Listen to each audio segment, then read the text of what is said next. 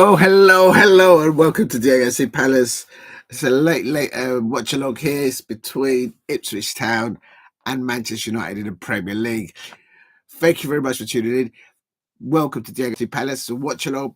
And I'm supposed to be doing a lot more watch alongs. Congratulations for the Crystal Palace women earlier on. They won at home against the Charlton Athletic women in the League Cup in the women's.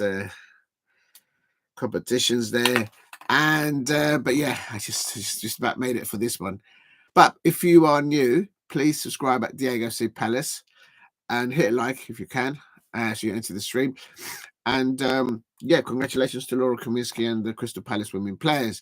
But this one, this is a watch along for Ipswich Town versus Manchester United. It is currently Ipswich Town 0, Manchester United 1. And oh my God, as they have a new manager at Manchester United again. And they have, of course, Ruben Amorim from Sporting.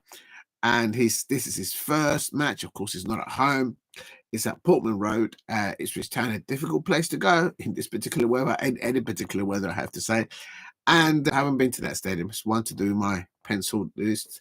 But I have to say, the formation is completely different. I'm going to put it in the lineup, but Marcus Rashford scored within the first 2 or 3 minutes, and Diallo assisting him. And Marcus Rashford is playing in a different position. He's not playing on the wing; he's playing up top. So he's changing a lot. And also, right, I'm going to do lineups. And I'm just going to quickly get the match on. I hope you guys can't hear it. If you're new to the channel, please hit like and subscribe at Diego C Palace. At the moment, Ipswich Town have got a free kick here. Let me just get this there going there. It's about 16 minutes into the match. There's a free kick here for Ipswich Town, and in the meantime, I'm going to try and do the. I'm going to try and do the lineups if I can find them, and so you guys can see it. So what do I do? So if I go there. In the meantime, please hit a like and subscribe at Diego C Palace if you are new. Just a second, I'm going to get. There we are. Right, let's have a look. Right. Oh my gosh. Right, here we go. I'm just going to put the correct glasses on because I can see better. Well, these are the best glasses, and I can see. Ah, there you are. I can see you now. Right, that's better. And yeah, so it's 1-0 to Manchester United away. I suppose it's an important fixture for any club that has a new manager. He's clearly a different style of manager. He's completely changed their approach. He's playing three at the back. Manchester United players have been used to many a time, many years to play four at the back. And the play all just wide on the left-hand side there for Ipswich Town for a goal kick for Manchester United. But I will say that so it's I think when a new manager comes in, apart from having a honeymoon period, as it were, with the players and whatever and what you're not, is very simple. How do the players respond? We're not talking about a Sunday League pub team. We're talking about multi-million-pound football assets that Manchester United have in their squad in depth, and so it's as an outsider looking into Manchester United. How do they respond to him? Will they respond to him? And if not, will there be a clear out and will they come after some of the Crystal Palace players, as an example? Oh, good afternoon. Damo, welcome. Big up to Damo 1168. Damo 1168. Big up to you. Good afternoon. What's the place? No, you couldn't. No, it wasn't aired. The Crystal Palace women's match, as I know, it was a League Cup. You couldn't, so you'd have to go and watch it. I don't think they were even doing the commentary on the Palace TV. I could be wrong. I could be wrong. Um, uh, yeah, no, you couldn't find it. Big up to you, Dama. Thank you for dropping in. Always a welcome to see the smile of your icon on my chat. It's absolutely wonderful. Yeah, no, I was I was doing something and I just had to do something. I just couldn't do. My plan was to start off with the plan of action this morning was to do the first match, which was Chelsea women versus Manchester United women, and that finished Chelsea women won, I believe. Manchester United women nil. I could be wrong when I have to check the scores.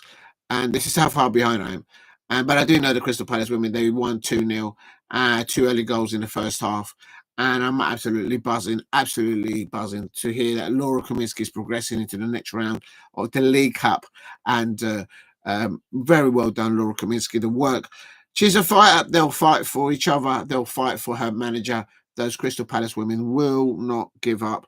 I'm not just saying that because I'm a Crystal Palace fan. I'm saying it because I've seen it. What Laura Kaminsky can bring to a squad of players, how she takes them in at the beginning of the season where they're at one level. And as the season progresses, the levels of individually of their players, they get better and better and better. And at the end of the season, last season, she lifted up a trophy. There's no coincidence in that. I think it's also important that look, quickly, just so we should be talking about Manchester United.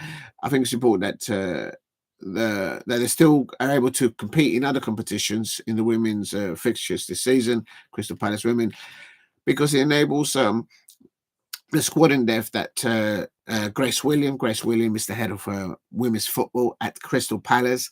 And so she's the one I expect that she brings in with her staff, the players in the transfer window available there for Laura Kaminsky to be selected from. That's the sort of thing. So, yes, thank you. Oh, good afternoon. Good afternoon, Steph. Oh, good afternoon, Graham Rogers. Welcome back. Thank you very much for dropping in. Come back, Ten Hag. Yeah, we kind of needed it. Well, we'll have to see. But just to finish off on the Crystal Palace women, I'm glad that they are. They've done well today. They won 2-0 in the League Cup because that enables Laura Kaminsky to use different players, to look at different things, and to give players a rest that are normally picked to play in the Barclays Women's Super League. So that's important for Laura Kaminsky. I'm absolutely buzzing for her, and I might do a little response on that actually afterwards. A little.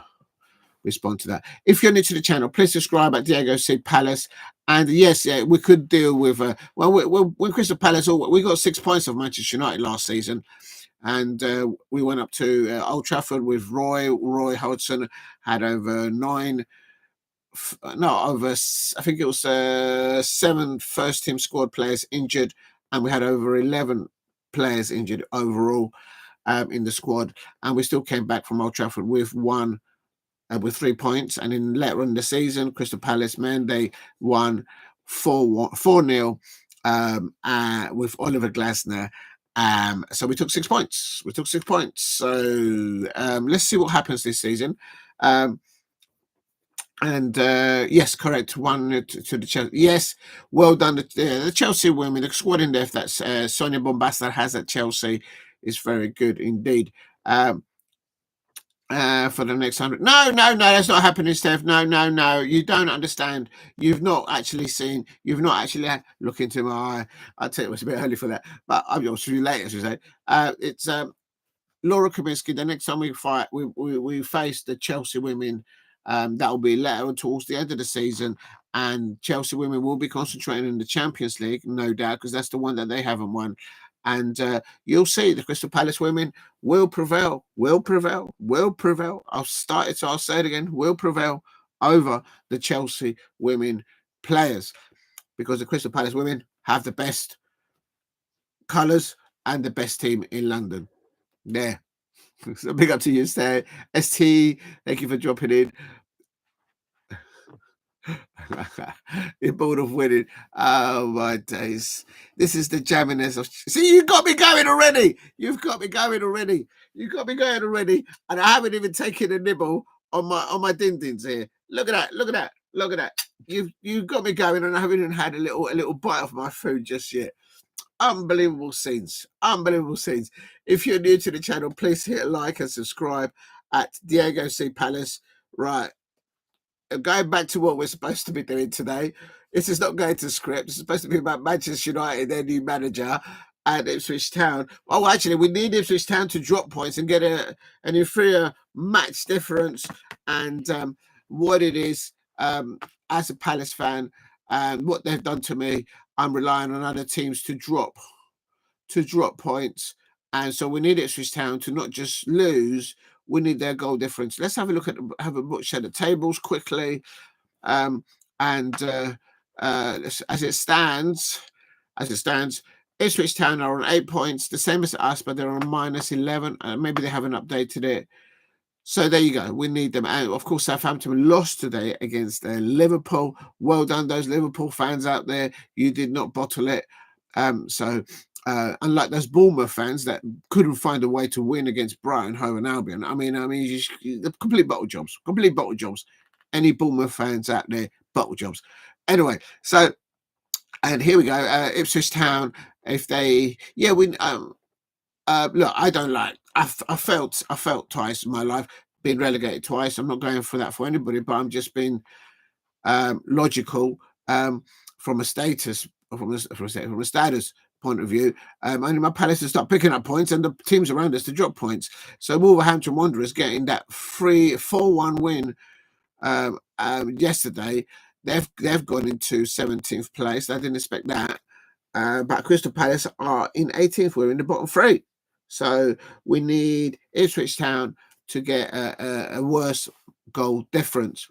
Right, while I'm doing that, it's still coming up to about 24 minutes. It's still Ipswich Town. Oh, Lord, 1 minute this is going off. Please keep hitting the likes. Let's try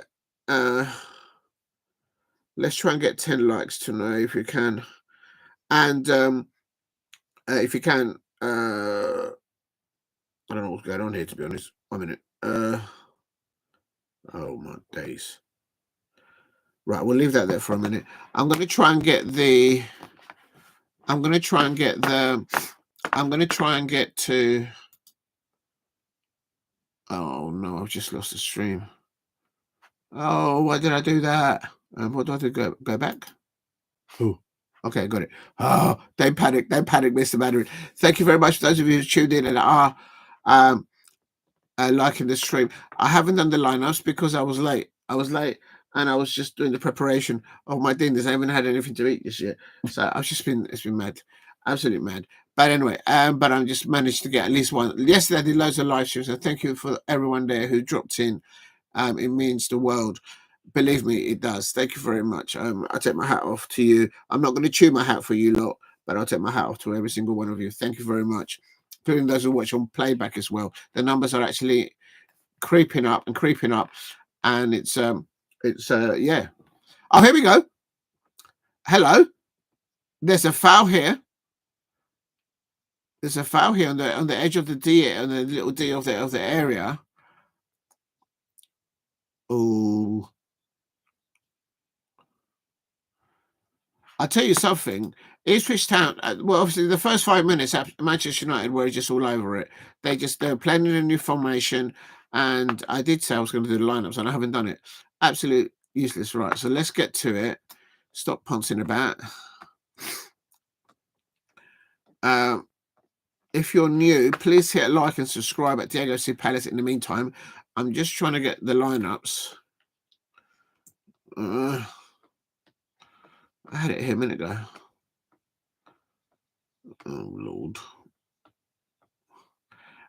Just for you who didn't know, Ipswich Town is an old school stadium. It only has a capacity of 30,000 and thereabouts.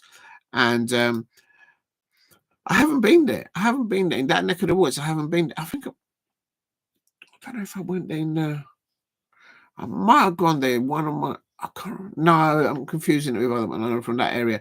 No, I've been to Norwich. I've been to Leicester City. I don't think I've been to. No, I haven't. I would have remembered because that's a. Oh no. Onana catches the ball very cleanly there. It was a very central free kick, in my opinion, but no trouble there for Onana, the Manchester United goalkeeper. Oh my days, where is my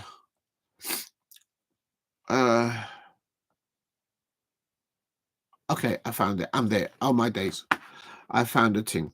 Right, if you're new to the channel, please keep hitting the likes and subscribe at Diego C Palace. I'm just going to put what do I do here? Ipswich Town. Come on, phone, damn it, work. Oh, there it goes.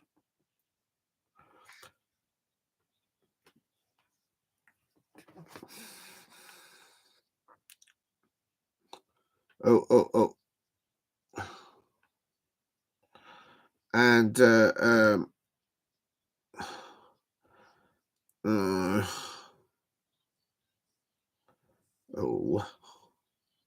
that one.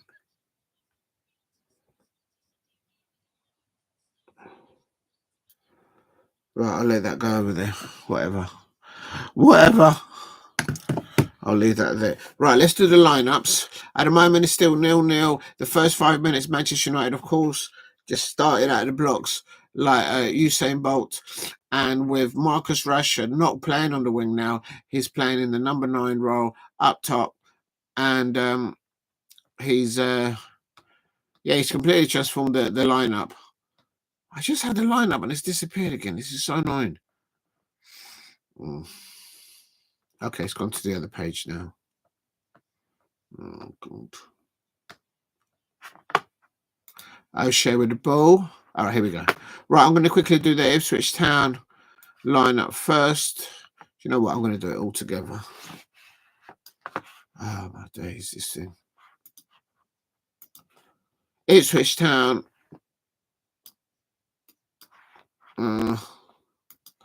Right, quickly, I'm just going to put it in the chat so people can see it if they want to see it. Ipswich Town. I'm not going to bother typing in lineup. I think it's a bit obvious. Just make sure I spell the names right. And also the subs are there for Ipswich Town. So if anyone wants to have a butcher's, they're doing a 4-2-3-1. Dean O'Shea. I think O'Shea used to play for Manchester United. I don't know. Maybe I could be wrong. I'll have to Google that. I'm probably wrong. I don't know that much about Man U, to be honest. Copy. And this is Manchester United lineup. And man, oh, it's cleared the back across the goal. Broke by the download there. Ipswich Town are coming into the fold, they're steadily after 10 minutes, I would say Ipswich Town have steadily got a hold of the feel of the new formation from Manchester United. They're gathering the ball, they're building up possession, they're building up attacking plays, and just then they've nearly gave Manchester United some fault for fault there. So it is what it is. It's the midfielders, man.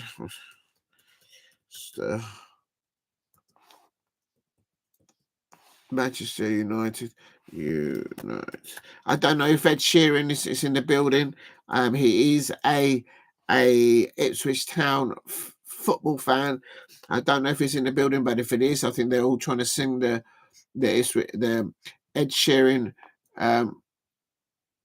songs. Come on. Right, there you go. So that is the Manchester United lineup. Oh no.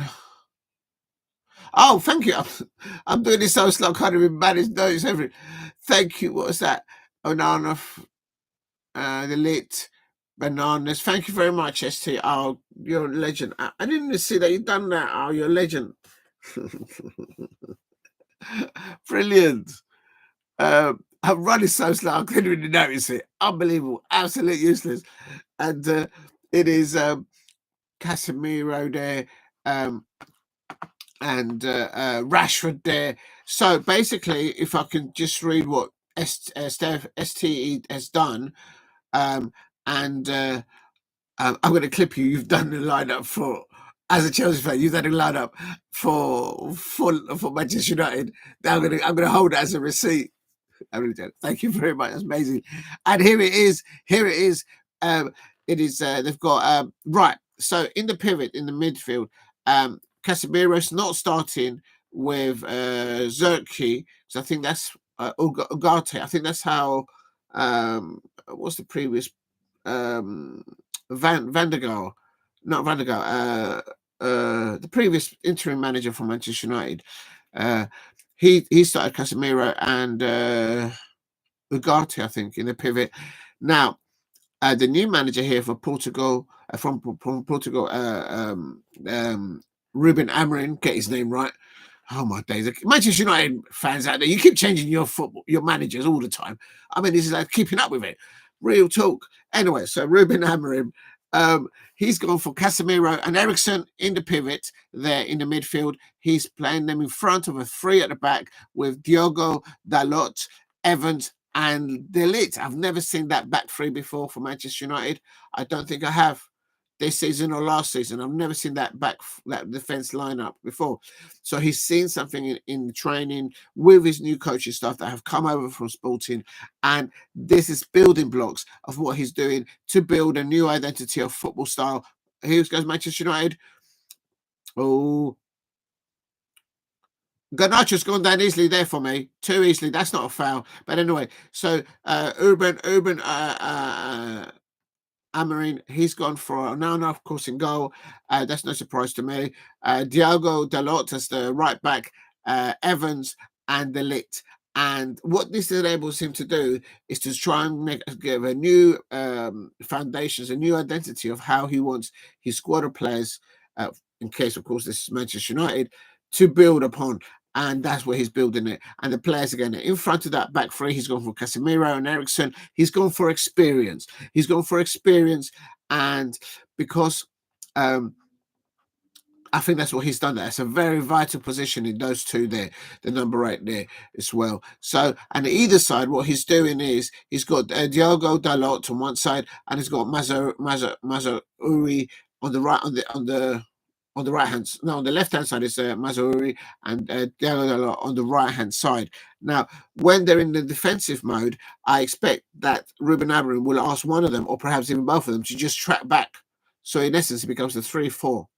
But basically, or even a 4, even sometimes, so just someone to track back. But in the transition from defense to attack, this is very similar to what Oliver Glasner does. Those wingers can go forward and just cause trouble all over the place. They can cut into the midfield of the opposition and cause all sorts of scenes. He's also selected Bruno Fernandes there and Garnacho sitting behind Marcus Rashford, who's up top. This is completely different. I can't remember the last time that I've seen a 3 at the back for Manchester United with Diogo Dalot, Evans and De Ligt as the back 3 and Marcus Rashford as their forward up top. I don't really know too much about Manchester United, but if there's any Manchester United fans out there that can tell me, however, I don't know. Big up to you, STE, putting up the line up there, and that proves that you've got it way ahead of me, and they've done it all there. But for me, you've got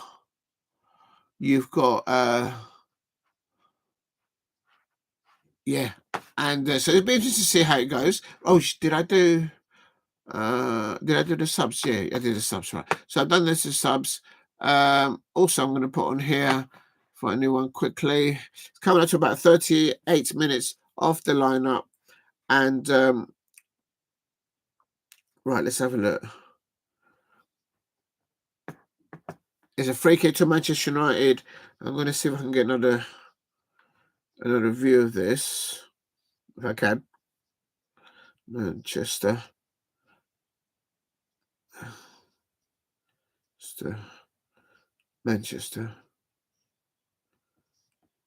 United.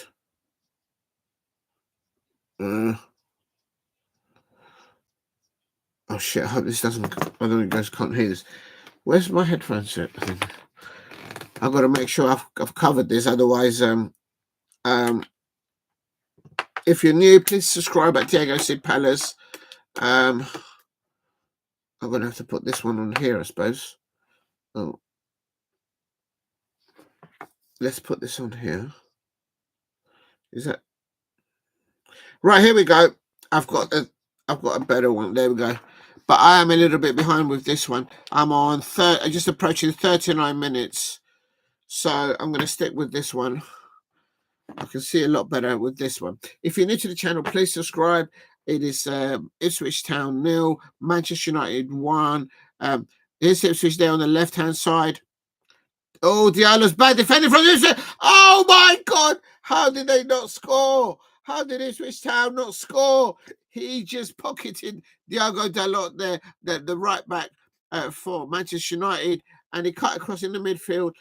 And what a save by Onana. That has to save them. There is more goals in this match, I'm telling you. There is more goals in this match. If you're a Manchester United fan out there, you'd be worried how down your right-hand side, the Ipswich left-hand winger, he was just able to bomb it down there, cut across. He had your Diogo Dalot in his pocket, and he came into your penalty area, and he had a one-on-one on Onana. He just put it onto the goalkeeper. If he'd put it either left or right, that would have been an Ipswich Town equaliser. That is a warning call to Manchester United. Make no mistake about it. There's a confident passing off the ball of Manchester United players at the back that you can see that they're passing it backwards. They're passing it between themselves and around the back with a bit more of a confidence than they used to do before, I have to say. It's a completely different style to what they were used to playing under Erik ten Hag, clearly, and slightly different to what they did with Ruud van Nistelrooy. That's his name I was looking for earlier on. What will be the match for it is when a side like Manchester United under Ruben Amorim faces a side like Chelsea, faces a side like Liverpool, and how would they compete with a squad in there, for example, as Chelsea has. So for me, here it comes Ipswich Town. Oh, over the crossbar, yeah, over the crossbar. Ipswich Town in the last 5 or 10 minutes have had good opportunities there, and those two chances there. This is the chance down the wing. Davis just comes in there, he passes it, and he should have scored. And that was a hand stretched out by Onana, and that was Delap. Yeah, it was Delap who missed it. Was that? It was and Ruben Amorim clapping when Onana made the save, but Manchester United were carved open down the left flank or their right hand side by the Ipswich left wing attack, absolutely cut in there from the wing, and it's still Manchester United 1-0 up away at Ipswich Town, which of course is Portman Road. It's completely sold out. I'm not sure if Ed Sheeran is in the building there. So here we go. This is not going to be a walkover from any side. This ground, I've been told, it has its own ambience about it, atmosphere. It's a very close-knit stadium, and an evening kickoffs or late kickoff like this, this is what happened. Oh, is it 1-1? Oh, you're ahead of me. Big up to you. Oh, you were right, Seth. Do you see? It was incoming. It was incoming. Oh, my days. The honeymoon period is over. Someone has drank all the champagne. And I tell you something. As Diego C. Palace, as a champion, I suppose Chelsea fans will know about what's that about. We're like, Ed Sheeran is in the building. Ed Sheeran is in the building. He's celebrating there with his entourage, and Ed Sheeran is going to play a tune there. It is. Ipswich Town 1, Manchester United 1. I shouldn't really be cheering. Honeymoon period is over for Ruben Amorim and all those Manchester United fans out there.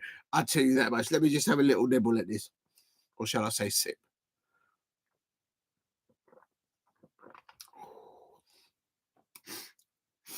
Oh, that's good, man.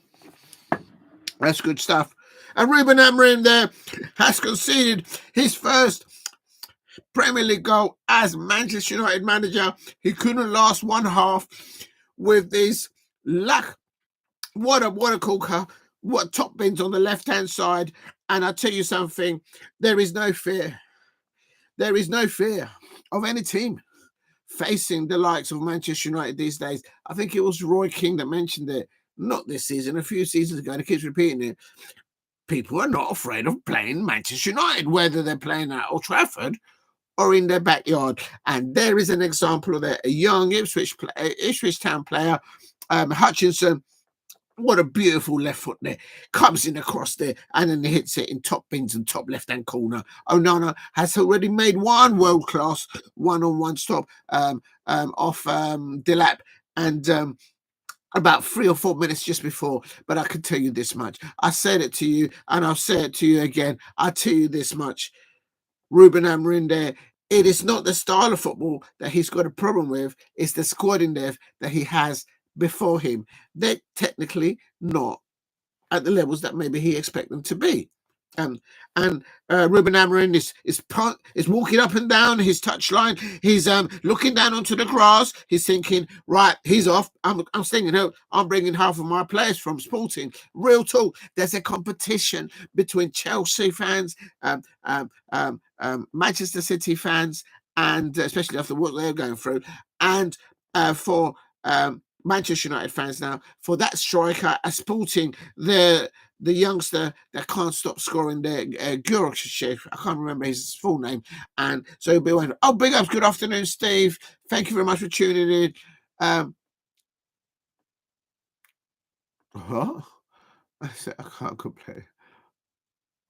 All right, yeah, no, this is the thing with Alice. Alice is an amazing content creator, and she's very real. She keeps it real, and that's one of the reasons why a lot of people listen to what she says.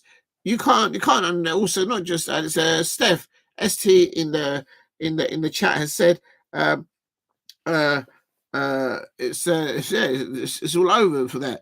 But it's the goal that was the way the goal was taken, but it was incoming. It was coming because the opportunities that were created as an injury there to I nearly said a Manchester United player there. So someone's taken. I'm on 46 minutes, and this is a lovely little ball. Yeah, what a left foot! Oh, did it take a deflection?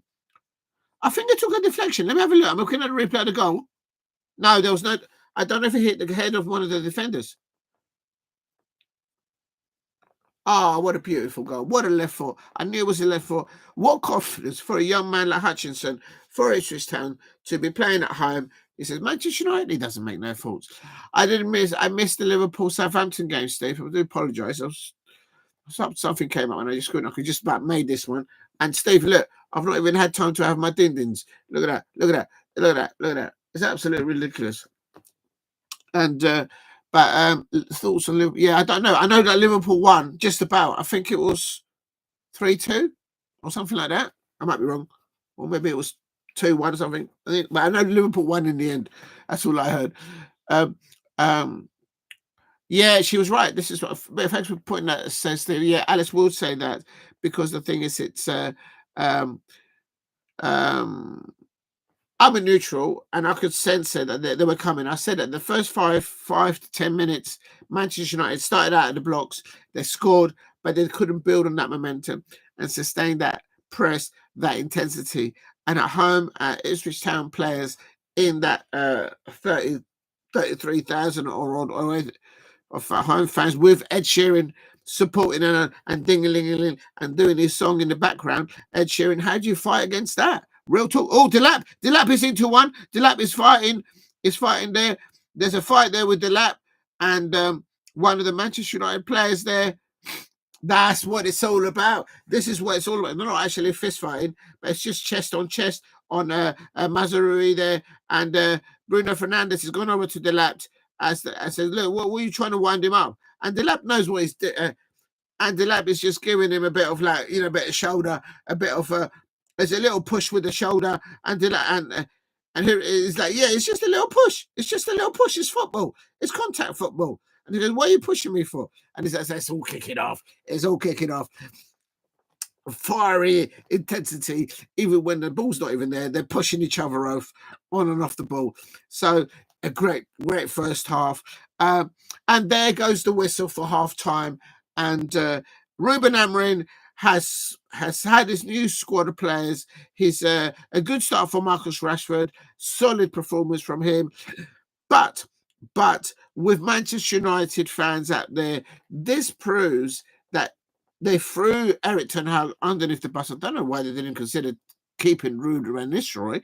He seems to be a very good technical coach and manager as an outsider looking in. But it's the squad in depth of the players. You can see a picture of Ruben Amorim there holding his head when they conceded that goal. It wasn't the fact they conceded that goal. It was the mannerism of how they conceded that goal. And the way it would have taken a moment like that, a nice little, and the cameras are tuning into Ruben Amorim when he conceded that goal. Right, big up to you, man. Pay attention to Steve. Big up to you. I went 2-0. Oh, you went for 2-0. Do you know what? Before I even started doing all of this stuff, and I was running to get all the food and get ready and get all ready for the live stream, I had that thought in my mind. I was going, yeah, an away win for Manchester United, 2-0 win. And the reason I said that is because as a Crystal Palace fan, I need Ipswich Town to lose this match. I need them to lose by 5 or 6 goals. But I'm also aware that at Manchester United, they do have a new manager, a new style of football will be employed there, rolled out in this squad that Manchester United has. But have they got the quality? And quite frankly, when I look at the quality of Manchester United players, a lot of them I wouldn't have them at my Palace. Wouldn't. And that's telling you something. That's telling you something. And we're in the bottom 3, right? We're in Crystal Palace in the bottom 3. And if Manchester United does lose this match, my Crystal Palace, we're only, 5 or 6 points off them? Let's have a look at the tables. I don't think Manchester United will lose this match, but they're on 16. Yeah, sorry, I was wrong. It's 7 points. So, but anyway, we're not behind by double figures, literally. So they're not that far ahead. That's the point I'm trying to make. So I would say we just had bad refereeing decisions against us. Every time we play Chelsea, every time we play Liverpool, oh my days. Anyway, let's not go into that. Anyway, so back to you, Steve. So I went 2-0 to win, and the Gusto team drew. Oh, right. 2-2. Only 3 or 4 points clear. They play Dynamo Zagreb next week. Didn't they say they were coming up to the end of the season? Anyway, I think it's Sunday.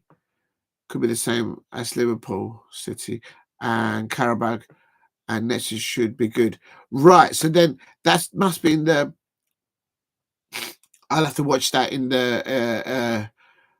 I'll pencil them in, and if I can do a watch-along, because I like to do a watch-along. I think I might have to do a watch-along to this, the Zagreb, and also the Karabakh fixtures if they're involved, obviously, in, I presume, in the Champions League. And then you said thoughts on Liverpool, Southampton. I needed Southampton to lose. They lost, and I think they got a -1 of a goal difference. And I've lost the stream. Oh Lord, 1 minute. Let's have a look, see what's happened here. If you're new to the channel, please hit a like and subscribe at Diego C. Palace. Oh Lord, this is not working.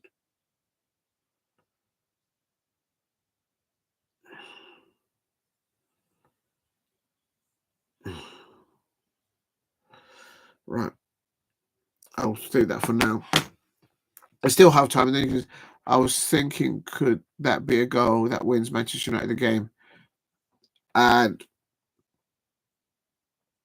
I remember in 2007. Believe me, you got a good memory, Steve. I can't remember that far back. I can't remember what I did last week. In 2007, and this is beat Kazakhstan like 1-0 away, and then the only goal was scored in 10 seconds. Yeah, I think sometimes when you score so early in the match, I think you have to be an established side with a manager for a long time. I'm not just saying that with hindsight, but Manchester United just had a new manager, a new coaching staff. I think he brought in 4 or 5 coaching staff over with him from Sporting, and you can't. It's not Harry Potter. You can't just sort of wind, do this and then something all appears. It don't work like that. You have to get to know your squad. They have to know to get to know you. They have to um, the players have to feel and understand what the new coaching staff, the new manager vision is in training. Never mind match day, in training, or how do they want to train, how they want to fitness levels, uh, um, levels of performance to increase, and then they've got to believe it, and then they're going to have to want to fight for that manager, for each other as a squad of players, and it takes time. They've only so it's this is their first match, and they started really well. Manchester United started really well, scoring very early doors, but they haven't had the time to bed in the the the the feel of what Ruben Amorim is trying to get out of them and what he's trying to get out of them. So it's going to take some time. Oh, he's the Croatian lead, right? Croatian lead finished in May, but I think they have 1 month winter break. Oh, I see. They just don't even bother having the matches in between now and the end of January because their weather. That's why I always say, Steve, or anyone in the chat, that when the cold weather fronts come from that neck of the woods, from Croatia, from Siberia, from all those areas, that's when you know it's going to be cold. So when I tend to look at is when the cold weather comes from the Siberia or from Croatia up through the Netherlands and it goes over towards us, I'm thinking, right, that's going to be frostbite for us. So it's really nippy. So right at the moment we've not had that much. Right, hold on a minute. I'm just going to hold on, see if I'm coming. I'm going to try and get the match up and running because I lost the stream. Oh, I lost everything.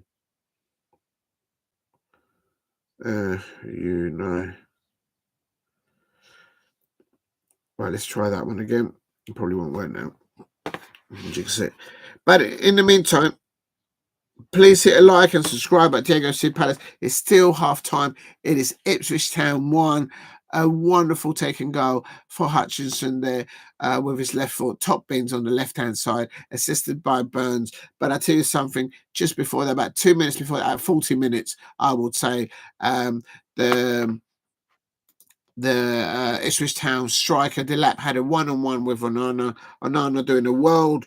I've just seen it here. Liverpool are still top of the Premier League. They've just won 3-2. Well, not just, but they won earlier on 3-2 over Southampton. It wasn't. There was 5 goals in that. 2 for Southampton. Imagine scoring at home 2 goals against Liverpool, and then. But you know what it is the refereeing decisions. I said it.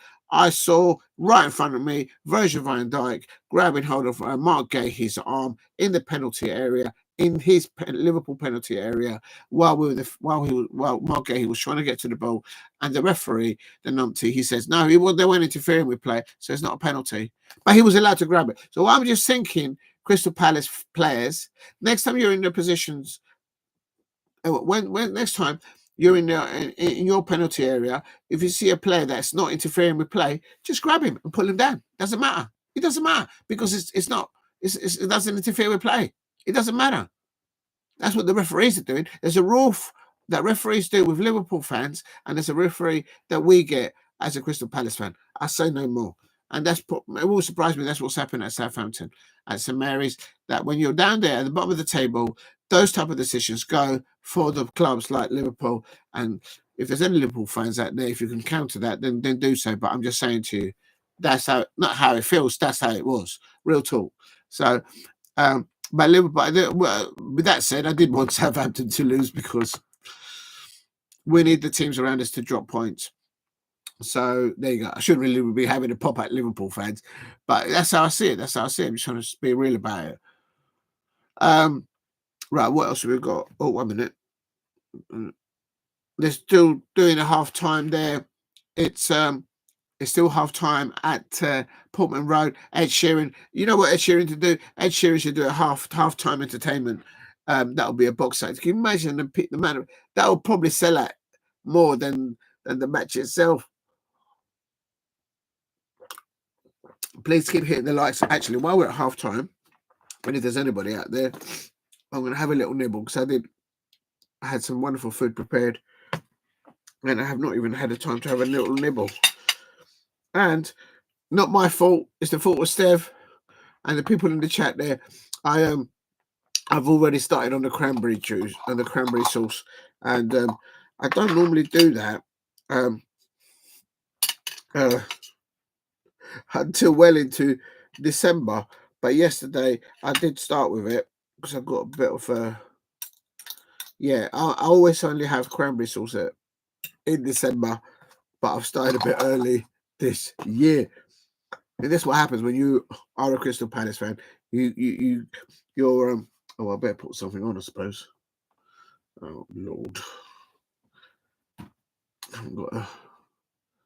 Where's my napkin? There's a napkin. But in the meantime, please hit like and subscribe. It is still Ipswich Town 1, Manchester United. Let's try it. Let's see what we've got here. And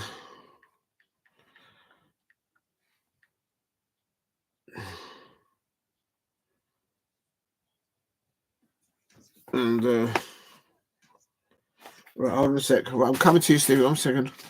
You're saying that in their league there used to be 22 games, then you would play top 6 teams twice, home and away. Okay, yeah, that adds, and then now every team 4 times, and that time you played top 6 teams 4 times, and yeah, so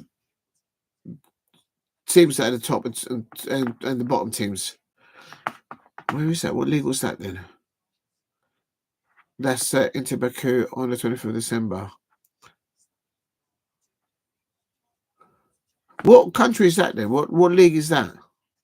Because what I'll try and do is I might do a watch on or something like that. 1 minute, I need to get just bear with me, people. Oh. Right, here we go. It's all been rushed today. Completely missed the women's game earlier on today. It's just too much on today. And congratulations to Laura Kaminsky, Adam Jeffrey. They're getting their win in the League Cup against the Charlton women.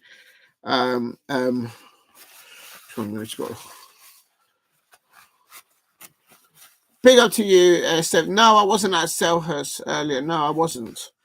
I can't say where I was there. But I've been so busy. I didn't have time to coverage the women's match. I wanted to cover the Chelsea Manchester United women's match at midday today, and I didn't get a chance. And I was late for this one, for the Manchester United one, and I'm just eating something because I'm starving.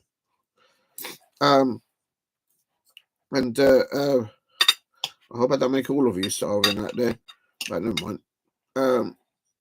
But it's there's still half time. The players, are they coming out?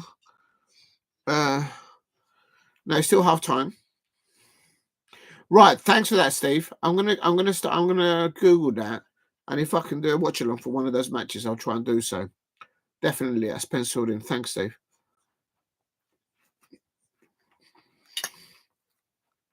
Got some chips.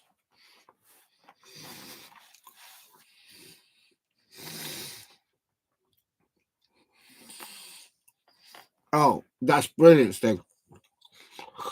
That will save me a lot of searching around.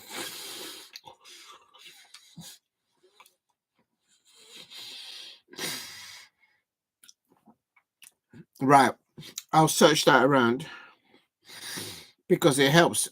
If I can get a commentary, then fair enough. But if I can actually see the match on YouTube, then that means it's free for us because we're not in that. Yeah, I get it. It's really strange. If you are, you can't see the match free here. But if you were elsewhere, and you probably I don't know, on YouTube or on a different webpage, then what happens? What happens is that You can sit free if you're in a different part, in a different continent. You know, it's just, I know it's all to do with TV rights and stuff like that, and it is what it is. But thank you, Steve. I'm glad you put it in the chat, because that one going missing now. And when I go back to look into it, I can just go into today's watch along and write it down. I would write it down. I've got my hands full at the moment. It's still nil. Oh, still 0-0. Still half time.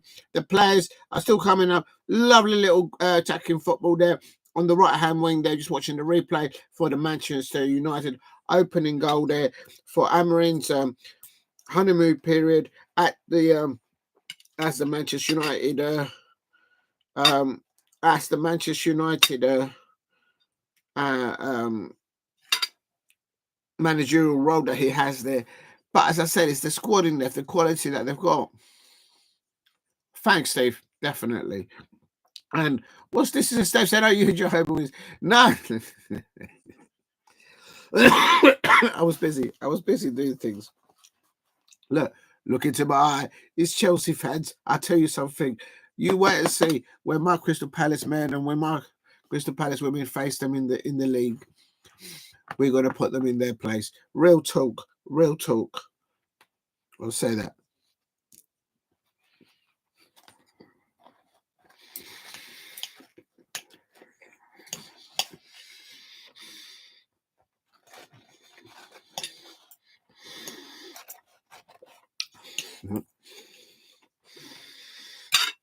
Let's make sure the match hasn't restarted. But at the moment, Crystal Palace, man, we need to pick up points, man. I'm happy with that point at Villa Park, but we should have got the 3 points. But definitely, I'm very proud of the performance of the players. It's still half time. No one is. I'm just trying to see if the players come out, if anyone has been substituted. I don't know enough about Ruben Amorim. Is he a Tinkerbell? Does he like to swap over players at half time? Are there any Sporting fans in the chat? And the camera, he's a very emotional manager, because what happened is when Ipswich Town scored that worthy goal, but it was coming, as you mentioned that, Steve. Other fans were mentioning that it was incoming. The players are coming out. I'm looking at the players coming out onto the pitch. They come out in the corner at Portman Road, very similar to Selhurst Park. The players come out of the little corner, right, not in the middle of the stadium. Very a different start. Look at that. The Manchester United players at the beginning of the second half have been put through the paces with the new coaching staff from Sporting that Ruben Amorim has brought in, and they do a little run up, a little backwards and forwards. So Ruben Amorim there sitting on his bench with his hand like that, and he's probably thinking to himself, he's probably thinking to himself,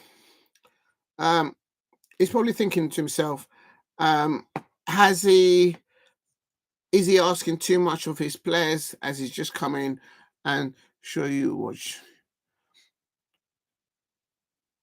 preaching show? Listen, let me tell you something about preaching show. Don't get me going. I'm going to end up choking on this food. And look. I swear, if there is any way that during the transfer window, Chelsea, come in and take one of our players at a low price, oh my days, I will lose it. I will lose my nut. Real talk.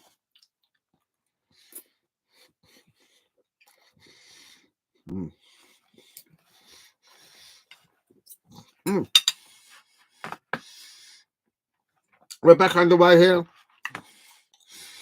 I'm on well, I was on 45 minutes, 17 seconds, but the match is, I'm well behind. Oh no. No. This is, I don't think anyone does this out there that has a 3-course meal doing a watch along, and it's still 1-1. Oh, this is not good. Right, let me just go. Let me just go there, see if I can get one.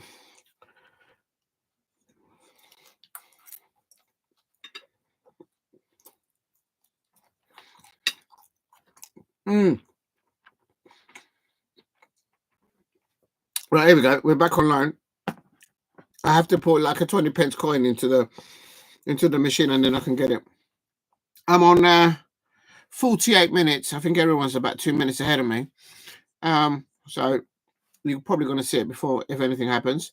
It's 1-1, 48 minutes. I am now going to quickly have a butcher the squads to see if there's been any changes. I didn't see any changes at halftime. I didn't see anyone put up any.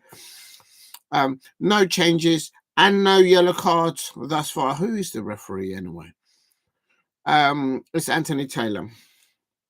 I don't know if that's any good or bad for Ipswich Town fans or Manchester United fans, but it is what it is. Still the same formation for Manchester United, same players out there, and certainly the same formation and the same players for Ipswich Town. Of course, the manager for Ipswich Town is Kieran McKenna, and he's sticking to his horses there and making sure that his players start the second half the way they finished the first half, because they did very well.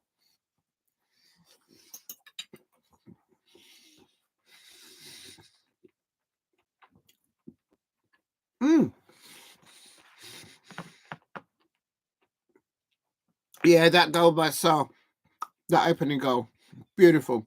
That will do him confidence. Oh my days! This is what I'm talking about. You couldn't grab him from Watford when he was at Watford, but you have to wait until he lands at Crystal Palace, and then you're going to try and have a nibble at him there. You cannot poach. You cannot crack the shell of Sarr offers. And if you are, then I'm talking 60 mil, and anything less won't do. 65 mil, because it's you asking. 65 mil, all right? And if you want Mark Gahey, 95 mil. If you want Ebrieze at your Chelsea, 125 mil. Nothing less. Not a penny less if Chelsea come calling. You couldn't afford it. You'll just do like a 10-year contract and you'll be able to afford it. You're not having our players. No. Always happens, Chelsea, after our players. Anyway. Not my fault. Osimhen rejected you lot.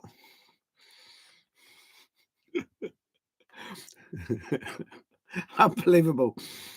It's not my fault that top European players, Osimhen, who else? It was another one. You have never replaced Essien. You have never replaced Kante. You've never replaced the likes of we nearly did with Dieter Drogba. You haven't replaced Dieter Drogba. Well, that's a different style of play, I suppose. So, and I'm using that name very carefully because I know you've got him as your picture. So I expect you know about it. But I tell you this much, you're not having our players. No, you're not cracking any shells and poaching any of our players this January. We're in the bottom three. Can you stop it, please? Oh, my days. We can't afford to lose squad in depth. Oh, my days. No, I don't think it'll happen, in all honesty. But you know what? Nothing surprises me these days.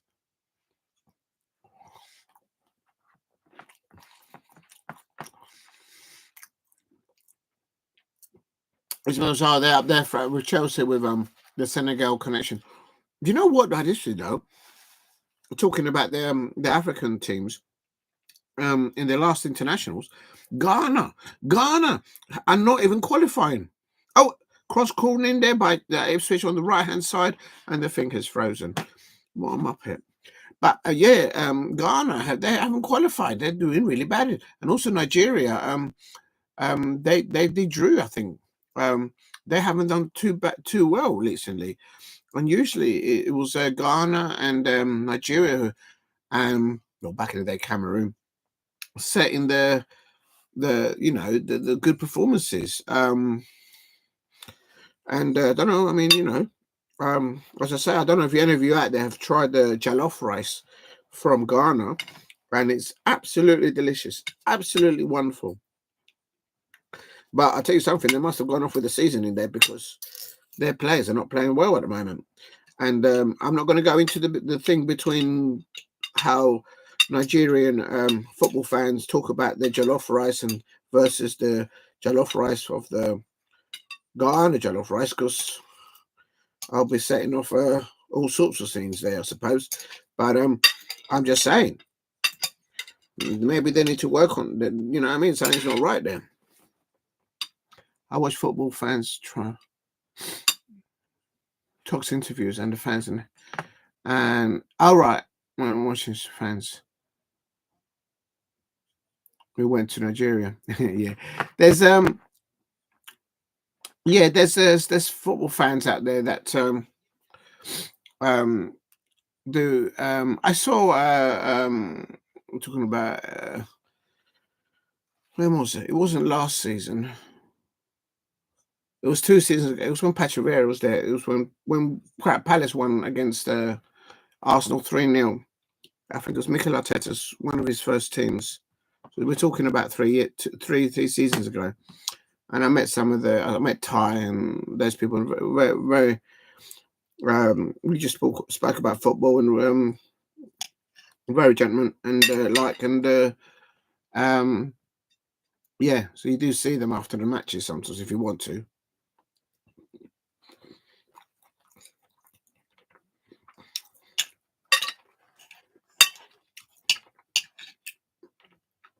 I've lost the stream now. Right, I've got to go back to plan A. Oh, damn it. Right, here we go. So fast to the cross corner now. Please keep hitting the likes and subscribe at Diego C. Palace. Ipswich Town 1, Manchester United 1.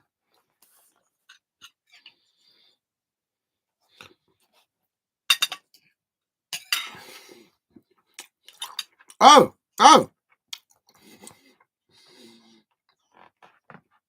There's a substitution coming on here.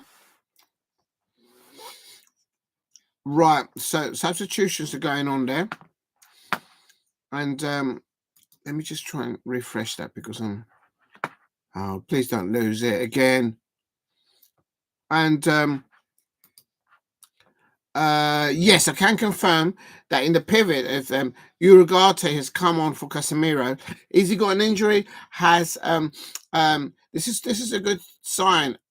What's his name? Eric Ten Hag would never have done a substitution this early in the second half, if I'm not mistaken. Manchester United fans, you might correct me, but clearly Ruben Amorim has seen something and he's changed. He's brought on Ugarte to replace Casemiro, so that's like for like replacement. So he definitely likes what Ericsson is doing, that's for sure. And in defense, he's taken off Evans, and he's brought on Luke Shaw there as a left back there. So I think what he's doing is just is getting a sense of his new players and what they can and how they can respond to him. He's obviously seen a little bit of that maybe in training, but maybe not enough. And now he's saying, well, this is a prime example, a good opportunity away from goal, away from home, and to see what kind of a response he gets from his players for the style of football that he wants his players to play. There's no mistake about it. Ruben Amorim is calling the shots now in this room. Whilst before, I don't know if the egos or the big paychecks that Manchester United players were actually deciding when they play and when they don't perform or whatnot, rather than the manager calling the shots. Because there should always be a pecking order. If there's no pecking order, there's no discipline and no results, I would have thought, at any football club. That's how it's always been the side it is.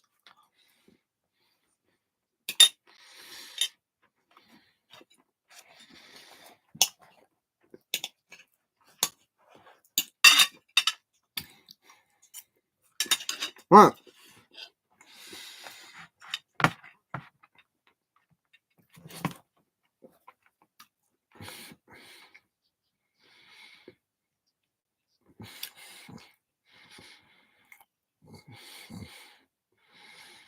Right, I'm 50. I'm on 56. I'm way behind. I'm on 57 minutes. So I guess you lot were well ahead of me. But I'm just going to follow it. I'm going to follow it here. But if you guys are ahead of me, you're ahead of me. So Manchester United making that change in the substitution. Luke Shaw is still playing a three at the back, as I can see. Ruben Amorim.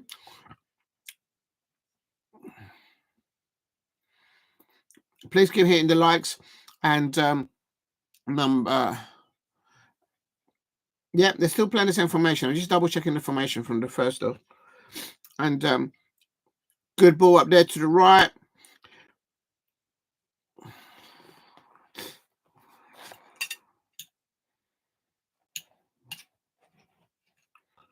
Bruno trying to get the ball off there on the right hand side.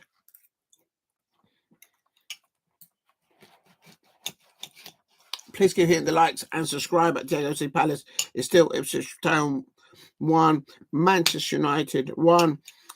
Good start by Manchester United players in the first 5-10 minutes, but then Ipswich coming back into it, and the momentum there started. The slow build-up, possessional play. And Nana made a world-class save there with his left hand off the lap, and then 2 or 3 minutes later, Hutchinson with a worthy of a left foot strike. And Nana had no fault in it. That's not the fault of the goalkeeper. That's the midfield and the centre halves not giving him protection there, like literally no protection whatsoever. Well done the youngster Hutchinson there for Ipswich Town for scoring that equaliser. Although I do want Ipswich Town to lose because I need them to drop points and have their goal difference going down even more. Coming up to 59 minutes there, Diallo, Ahmad Diallo there on the left-hand side, taking a throw in there. He's now playing as a wing-back for Ruben Amorim. I think he's doing right down there. No one's been able to eat him, put him in his pocket, in their pocket. So he's doing. He's playing up against Davies of Ipswich Town, and it's a good matchup there. So please keep hitting the likes and subscribe at Diego C Palace.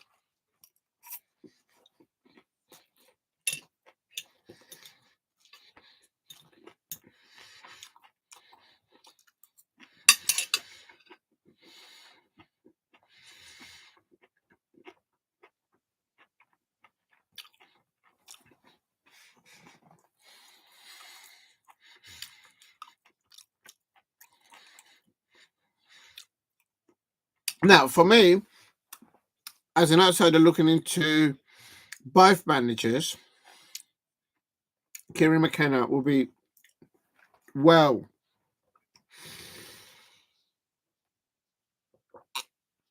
Kieran McKenna will be well in the knowledge, the situation that he's in there with Crystal Palace, with other football clubs at the bottom of the table. So, home fixtures, regardless of who you're playing, whether you're playing Manchester United or anyone, home fixtures, you need to try and get the most out of them. So he'll be looking, no doubt. Kieran McKenna will be looking for 3 points tonight. Not because it's against Manchester United, it's because they're playing at home. I mean, for goodness sake, they've got Ed Sheeran in the crowd backing them. I mean, you know what I mean? So they've got to go for a win here. Now, in respect to Ruben Amorim, the new Manchester United manager, just coming from Sporting, he's had an opportunity with his new coaching staff. I mean, he brought about four of them over. I could be wrong, it might be 5 of them. And they've had if you saw when the Manchester United players came out for the second half, they were doing a new little warm-up sequence there just before the beginning of the second half. They didn't used to do that before. And oh, hello, referee. Garnacho there, Garnacho foul there, and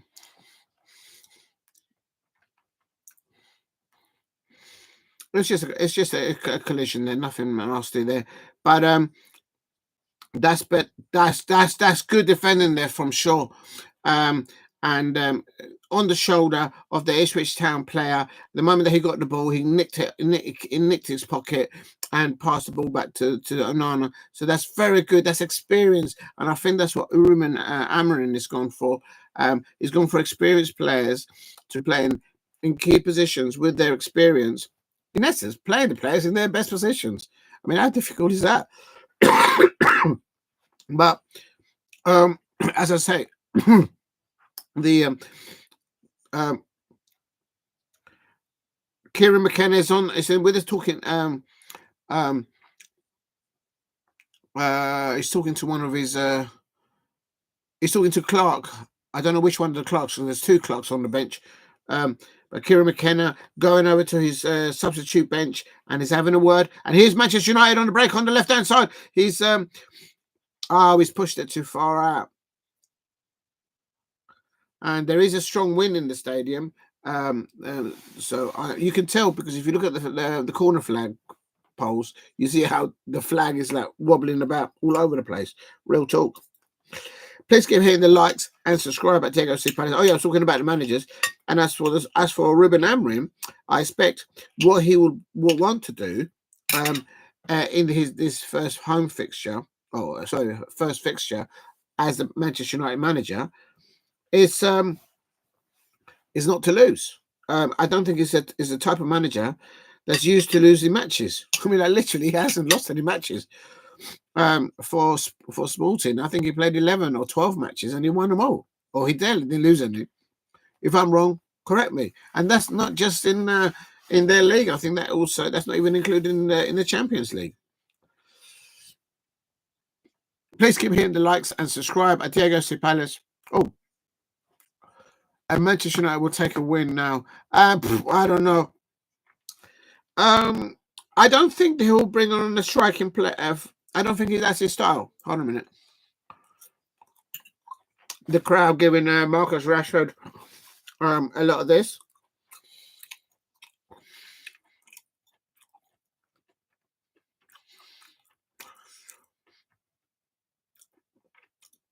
Here we go. Now we've got Howland. Howland coming on a good move. Yes, you're right. You're absolutely right. I was wrong about that. Well, anyway, so there's a double substitution from Shimodix has come off, and Jay Clark has come on, and Cahuste has come off, and Jay Taylor's come on for Ipswich Town, the two youngsters, but Jay Clark is the younger one of them. And I saw the Ipswich Town, and there is Ruben Amorim talking to Sergei on the bench and giving him instructions. And he's telling them on the board what they need to be doing. I wish they'd get out of the way so I can take a photo. Get out of the way, you nonce. Oh, what an idiot. Anyway, and so before the players came on, oh shit, header on to the right-hand side, nearly there. And for Manchester United, Ugarte's come on. Oh, sorry, no, not just yet. That was earlier on. But you're right, Steve. I think Howland, and I think also he's looking to bring Zirkzee.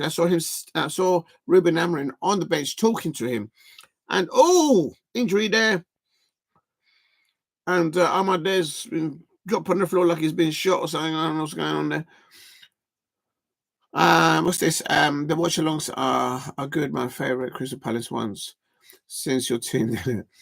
Good. Yeah, the watch-alongs are good. Me as well.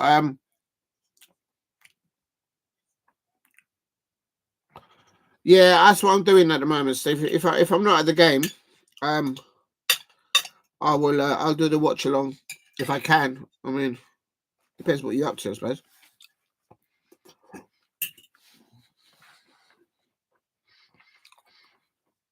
Shaw against Hutchinson.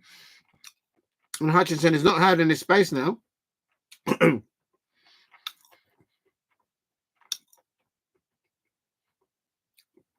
Good, nice touch by Garnacho there. Rashford is set off now. He's up. Yep, it's a corner now for Manchester United. And we're on 60, coming up to 67 minutes. I don't know what minutes you lot are on. You're probably ahead of me. And here comes a substitution. Russman and Howland are coming on. Zirkzee is coming on. And also you've got $138 million. That's how much these players have cost. And Marcus Rashford has been hooked.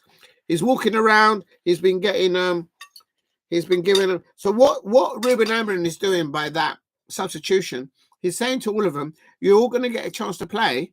So when you get subbed, don't give me a lot of this. He's looking for the responses of the players, not just when they're coming on, but when they come off the pitch. No player wants to come off.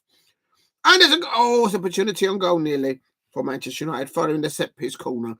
And it's interesting to see what will the managers, what will Ruben Amorim see from their players, the ones that he brings them on. He's not afraid of substituting Marcus Rashford. He's not afraid of bringing on a player of the quality of Rasmus Højlund. At that is coming in now. That's the number 10.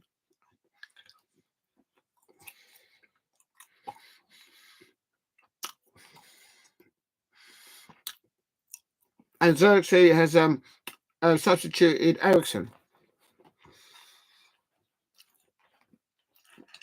What Ruben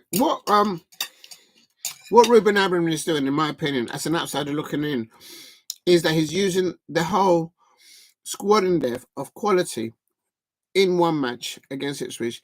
He's used up now Eriksen, replaced by Xerxes. He's used Casemiro, replaced by Ugarte. So he might even swap them around next time. He might start up with Eriksen and Ugarte, or he might start Casemiro with Xerxes, like Ruben Nistelrooy started them.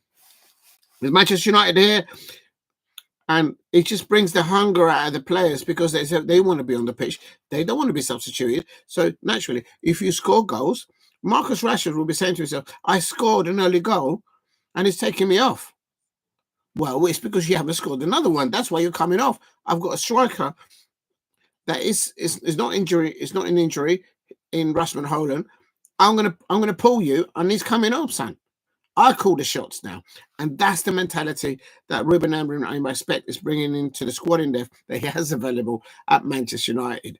In my opinion, as an outsider looking in.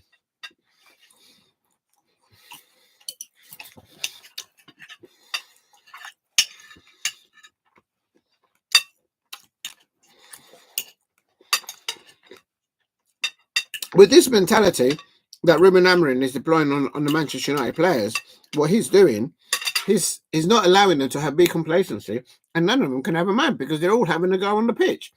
You've got to make up the time. He's still giving that instructions there. Ruben Amorim there on his touchline. The fourth official is telling him to step back because he's on the way of the Ipswich Town player that's taking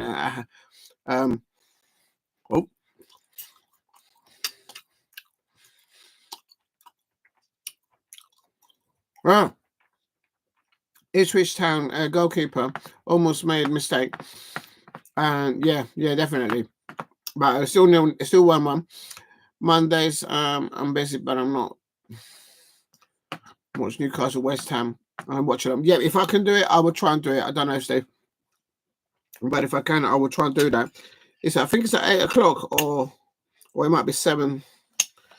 So Amajala now, he's had his pocket pick there, right in front of his new manager. They wouldn't want to show. And here's Ipswich Town on the break now in the midfield area. He's having a pop. Oh, he's gone a spectacular there. And the lap there, going for the glory. He was about 10, 15 yards away from the penalty area on the right-hand side. And he's coming across. And he went for a wordy, but that wasn't going to trouble. Yeah.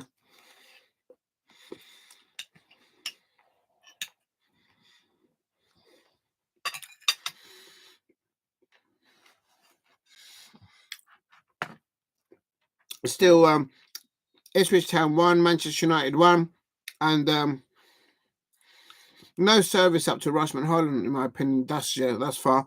It'll be interesting to see if he gets an opportunity 1-on-1 with the Ipswich Town goalkeeper, Mirik.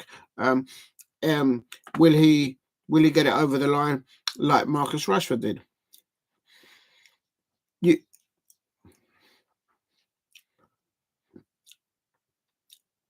To me, it looks evens in possession wise, but the stats don't reflect that. Please keep hitting the likes and subscribe at Diego C. Palace if you are new.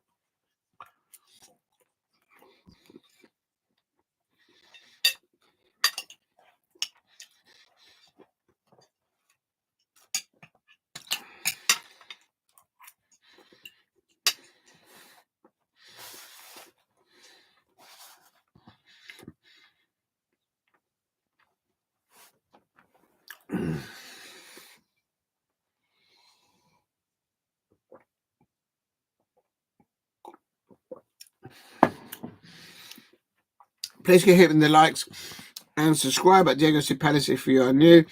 It is Ipswich Town 1, Manchester United 1. We're on 72 minutes. Just about. There's Hutchinson on the ball. Morsey on the ball, switching the ball to the left-hand side. Now he's going back in field. Good, confident play, positional play from Ipswich Town. Slow build-up play. Manchester United trying to get tackled in. They've got the ball. That would please Ruben Amorim. And out there to the right-hand side to Garnacho on the left-hand wing. He's cutting in. He's coming into the penalty area. Will he cross it in? He's crossed it in. No one in the penalty area to have a pop at it. Ruben Amorim will be fuming with that.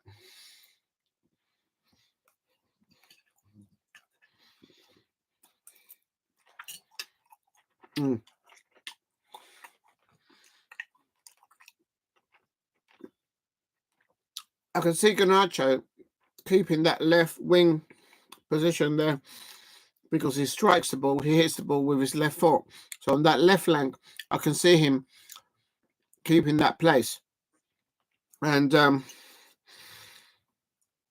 but for me, wingers have to develop.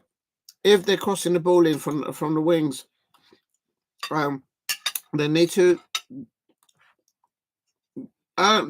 learn a relationship with their strikers.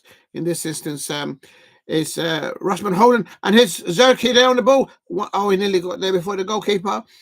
And the assistant referees just touched the ball.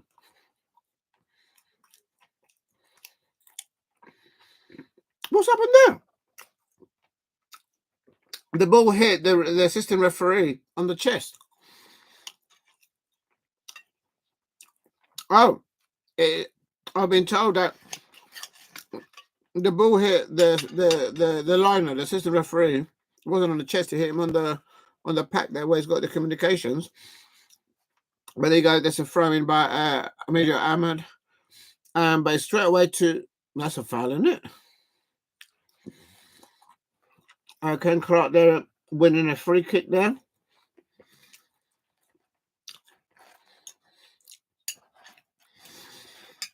It's I think this match needs to go.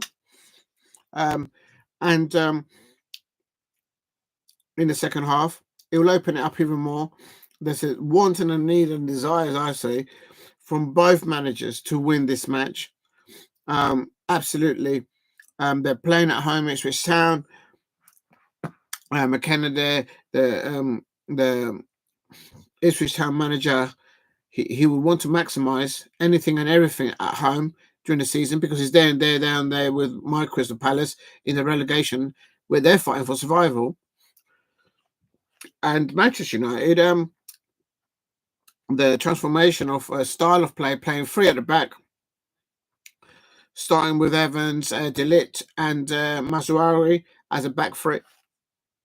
I think it's the first time that I've seen Manchester United start with a back three for the last 2 or 3 years. I don't think I've ever seen it before. I could be wrong. And that's a foul there, surely. And then also starting Rashford, not on the wing, but up top. And what he's done is at second half, he's Xerxes on the ball and he's completely woofed it. Get it on target, mate. You got a new manager that's standing right behind you. Put your laces behind it, but get it on target. Make the keeper ask a question of the keeper. And Xerxes will look at that and he says, right, he ain't good enough for Champions League. And now Chelsea fans, Manchester United fans, Manchester City fans are after that young striker from Sporting that can't stop scoring. Who will land him? Who would land him? Who has the most money? Who has the most influence as a manager? And I can't remember the lad's name. What's the name? The striker for oh, a minute. Let me find out. Dial on the ball on the left-hand side. No, he's lost it. He's gone down. The Manchester United player's down. Not sure what happened there. Sporting striker. It's Victor. Victor, agree on this. I'm going to put it on the chat actually.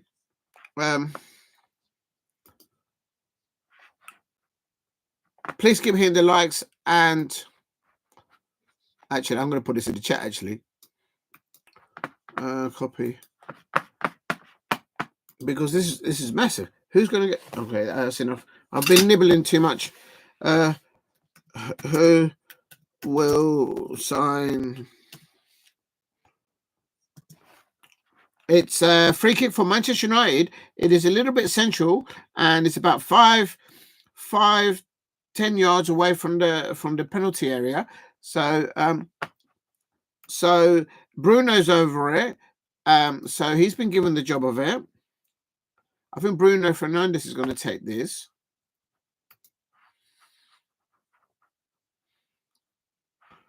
Why is it not working?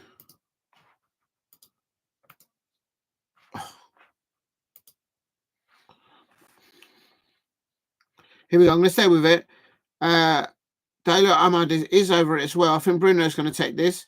Bruno does take it to the left-hand corner. Oh, it's just left of the post. Oh, he nearly got a goal for his new manager. Good effort, though. Oh, what a dip. What a turn in there. I tell you, the lad has a technique. He's just a bit to the left. I think the keeper had it covered a little bit. It's just a bit. He needed a bit more height and a bit more of just to get it on the inside of the right hand side post. And but that's a very good attempt there by Bruno Fernandes, the Manchester United player there. I put on here who will sign Victor Herrera and where's the question mark? Will it be City, United, Chelsea, or who else will be in grab for this? City, Manchester United, Chelsea, or even Liverpool. Liverpool might come in for it.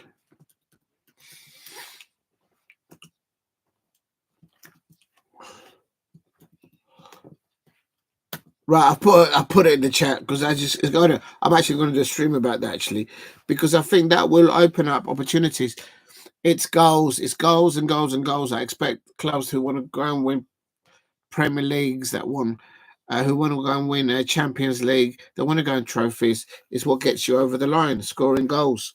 It's like at the bottom of the table. That's what makes you survive, and that's what we need at Crystal Palace. It's 80 minutes, and there is. If you're new to the channel, please keep hitting the likes and subscribe at Diego C Palace. And I think there's been another substitution. Yeah, there is a substitution going on, and I can't see. It's still 1-1, and Al-Hamidi is coming. It's taking the lap off. I want to take the lap off, but it's taking him off. It is what it is. Who am I to tell McKenna, the Ipswich Town manager, what he should do and what he shouldn't do?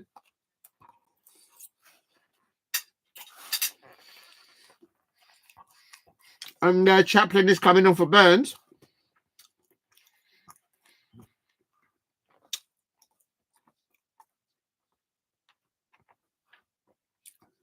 Fresh legging, both attacking players. I told you from the beginning, both of these managers are going for the win. Oh, there is a player down injured. So always down injured. I think it might be a head injury actually. somebody's down injured from Manchester United. As those substitutions were going off, it might be a head injury. They have to be careful with head injuries. But definitely on 81 minutes, Ali Al-Hamadi's come on for Delap, and Chaplin have come on for Burns for Ipswich Town. Their manager, Kieran McKenna, is going for a win. What a wonderful goal there by Manchester United there in the first half. Good breakaway play there, and caught Ipswich Town cold on their left wing. But then a spectacular goal there by and there was a little deflection there, just in the replay of it for the third time. And I thought there was when I saw it, I thought, I think there was a deflection. Very good goal there by Hutchinson, by Ipswich Town. But before that, about 3 or 4 minutes before that, Delap had a 1-on-1 on Onana. Onana done a worldy goal save. So it was coming. It was coming, that equaliser. And the honeymoon period is over for Ruben Amorim. He will want to win this match. He doesn't like to lose. And he would feel, I expect, even with the minimal time that he's had with his coaches and stuff that he's brought over from Sporting, to be able to give a new idea, the new concept to his new squad of players, how they want them to perform in training in the few minutes that they've had, and of course now on match day against Ipswich Town at Portman Road, to see how they should respond to him, and also not just the players on the pitch, but also when they come off the pitch, how do they respond to him?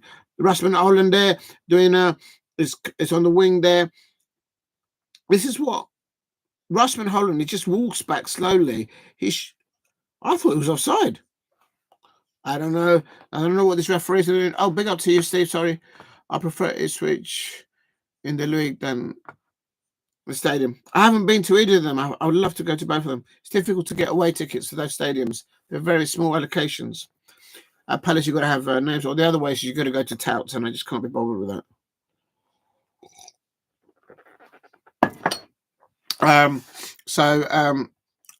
Yeah, Luton are really in trouble. I think they're in the relegation zone in the championship, in the championship, if I'm not mistaken.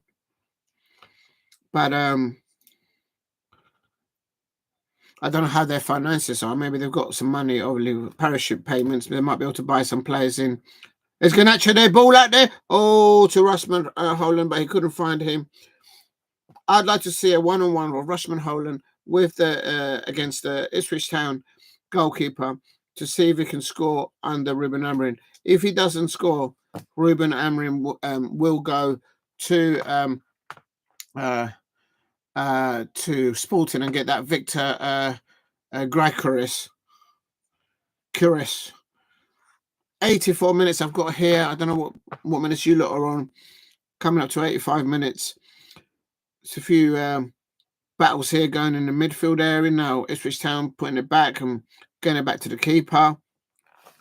Confident and good performances, I have to say, from both teams. They've settled into the matches, but they're both wanting to win, and it could take a set piece and a lack of concentration, and that's a foul by Mazzuari. He fell on top of Clark, the substitute that's just come. Jay Clark has just come on for Ipswich Town, and he's making another substitution, Mason Mount. Mason Mount has been readied up, and Ruben Amorim is talking to him, and he's just pushed him on his chest. He says, right, go and do this, do that, do this, do that, do your job. That's what he's doing. And he's getting... Garnacho is getting booed by the crowd. No one loves Garnacho. And Garnacho coming off. There's no mistake about it. Manchester United fans out there, let me tell you something. Your manager now is not scared at all of making substitutions and calling the shots. Egos and whatever, and paychecks and what the players earn are out the window now. Ruben Amorim is in your building and he's saying, right, you're going off, you're coming off. I'm calling the shots here. Now sit down and shut up and learn. That's what he's doing right now. He's brought on Mason Mount.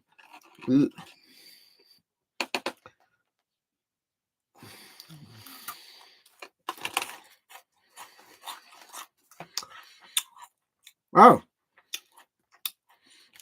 I'm feeling more fight from the Manchester United players to get the ball back.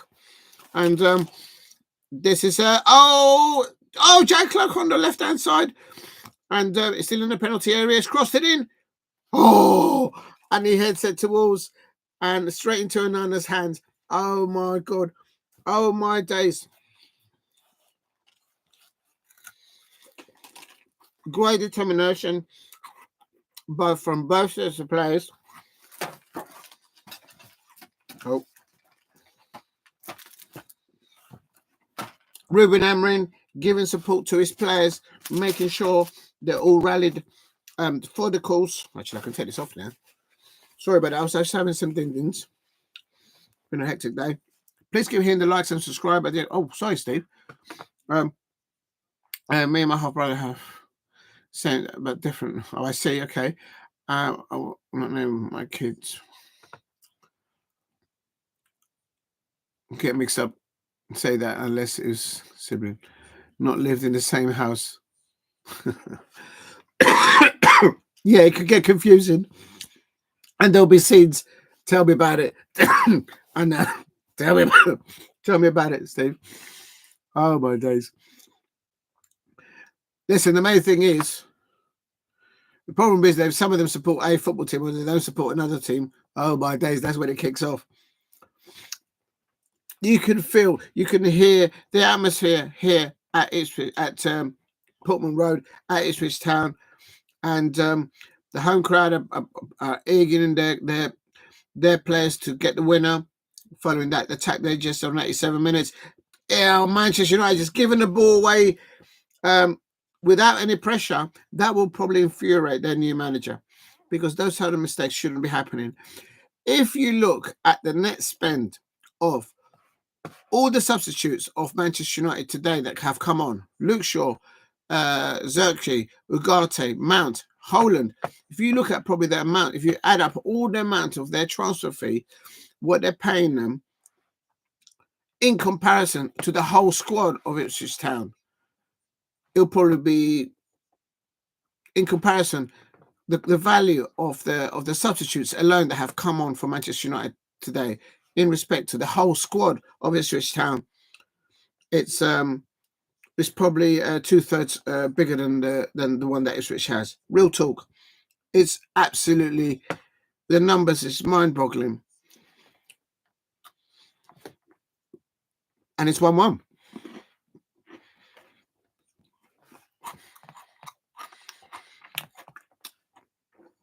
Oh, you're ahead of me, Steve. Thanks, Steve, because I've got I'm still on 89 minutes here. Ball's on the right-hand side there. This cross is coming into the penalty area of Manchester United, and good defending. Onana picks up the ball. He's looking to someone out there. No one is available for him, so he's going to have to do a goal kick. And hoof. And still not reached 90 minutes just yet, Steve. Unbelievable.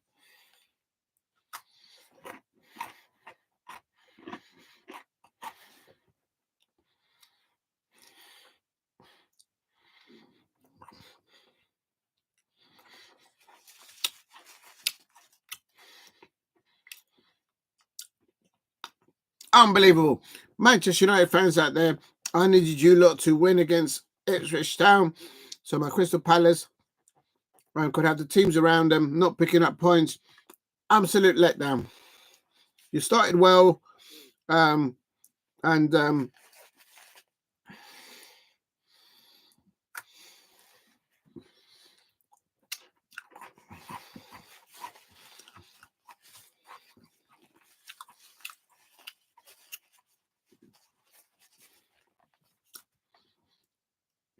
anything can happen. There could still be a goal in this, I reckon.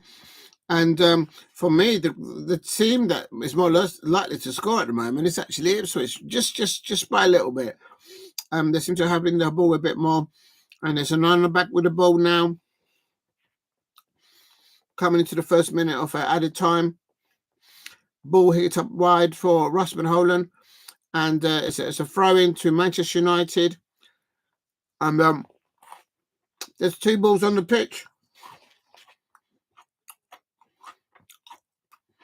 There's no urgency from Ruben Holland to get into the penalty area. What I don't like about Ruben Holland is that he's just wandering in that position where he is, but he's not really looking at where the other, or maybe he is, of the positioning of the defenders. And all the greatest strikers in the world always had an eye or had a positional sense. Del Piero, Ruben van Nistelrooy, if you like, of the likes, if you, as an example of Manchester United for them, they'll know where to be in case the ball breaks and the ball comes towards them. But he's not readying himself for it. Right, the ball's on the right-hand side there. Ahmad on the ball on the right-hand side, cutting into the penalty area. He's got in the penalty area. He's having a pop. It's been blocked. And Ipswich get the ball all the way. Diallo, they're good football by him.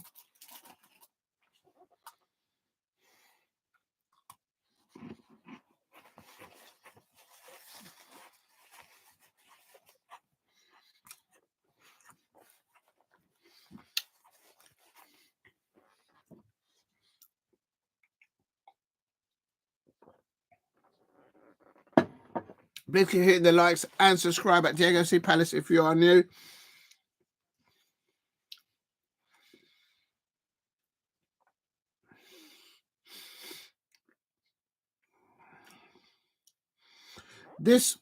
At this time of the match, we've got about 3 or 4 minutes left. 2 minutes left of the match. And if there's an opportunity, top teams, Manchester United here now have a corner literally in the last minute of the minimal added time, and it's the keeper's just got it. Terrible corner, too close to the keeper, and McKenna, the Ipswich town manager, is telling everyone to push up, push out, everyone to get out of the area and to just see it out. This is a big point for Ipswich Town. They're down there with Crystal Palace, my Crystal Palace, in the relegation zone. And I'll big up to you, Steve.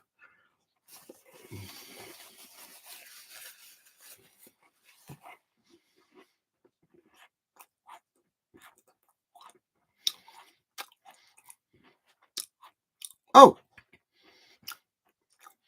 I think all in all, if this is a performance of the first time that the Manchester United fans have seen their new manager, they haven't lost. You haven't lost. I think there was a bit more of a bite from their players.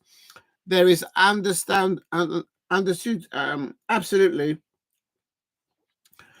there is only one person in charge now when it comes to team affairs at Manchester United, and that's Ruben Amorim. I could see that by the way he was talking to his players while the match was in progress. So I guess that's something. And remember that I think it took your Sir Alex Ferguson 5 or 6 years to get the side that he really wanted. And it's the same with, I suppose, Liverpool fans with Jurgen Klopp. How many years did it take for you lot for your manager to develop the squad that went on to win Premier League titles and to win Champions Leagues and all that? Ruben Amorim there, food for thought for everything that he got. And Ruben Amorim there, the cameras are on him. They want to, he's now experienced the first,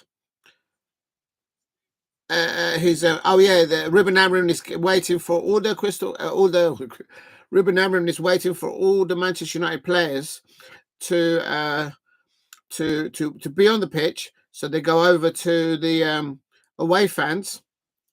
He's telling them, come over here, come on, don't go off the pitch. So he's telling them with the coaching staff, go over to the away supporters and clap them, and that's what you didn't see that under Erik ten Hag. And so he's got all his players, even the substitutes, absolutely every single one of them. He's got them all to go over to the away supporters there he's making a point. He's making a point of getting his players to go over there, and he's the one that tells them, "Okay, now we come off." So he's calling the shots. He's saying, "All right, that's it. Now we go back to the changing room," and he's As an outsider looking into it, I think Manchester United have landed a very good technical coach and manager. That's the feel I have from what I've seen from Sporting, what he did at Sporting. And I think what Manchester United fans have also got in Ruben Amorim, I think they've got someone that has a goal to get to. And what needs to happen now is that, I suppose, the structure, the Ineos, the structure within that football club of Manchester United, will they back him, because they've just spent 200 mil in the last transfer window. Not to mention there was 15 million that they've had to pay off to Erik ten Hag to get him out of that contract, and not to mention that's not what they've had to pay to get Ruben Amorim and his coaching staff in the door. So, for me, the structure within Manchester United need to do two things. They need to support what Ruben Amorim is doing with the infrastructure that is there at the club, and secondly, they need to support him, I suppose, in the transfer window in January and the one after that. And there's good signs, I think, from both teams that they were fighting for a win today. Make no mistake about it. With that double substitutions from Ipswich Town, from Kieran McKenna towards the end of the match, when he brought Ali Al-Hamadi and Chaplin on, two strikers, fresh legs there. He wanted to try and get that win, and there is a clear different approach to the match from Ruben Amorim, unlike that I've seen as an outsider looking in, as to how Erik ten Hag used to have. It was too predictable before, and now the new Manchester United players squad formation, there's a lot of development for them players to do and to adjust to it. And make no mistake about it, the man who's calling the shots now, it's not who owns the most, who's got the biggest Bentley in the car park, who's got the biggest Rolex or whatever at Manchester United. The man calling the shots now, make no mistake about it, it's Ruben Amorim. Manchester United fans, I am disappointed in every single one of you lot. I expected you lot to not bottle it and get 3 points and make sure Ipswich Town drops points, and you haven't. Now I'm going to go and look at the table to see how that affects.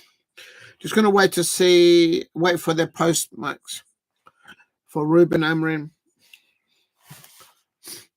And it is...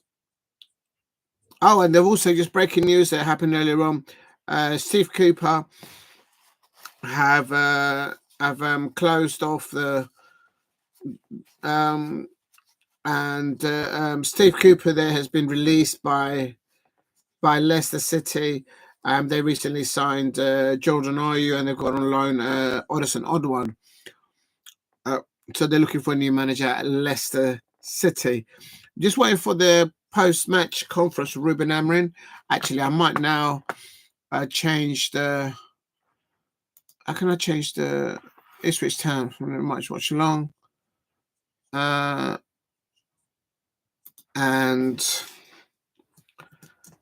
post and Ruben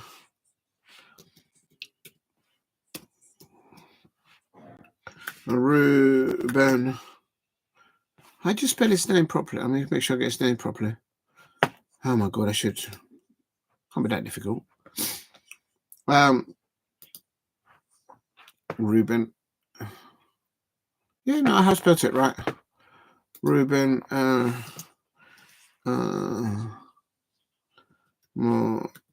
Amorim post match interview.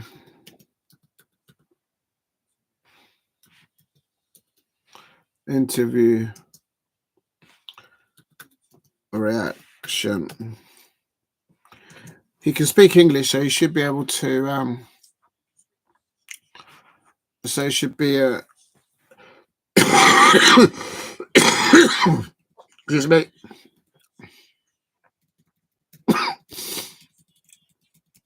Uh,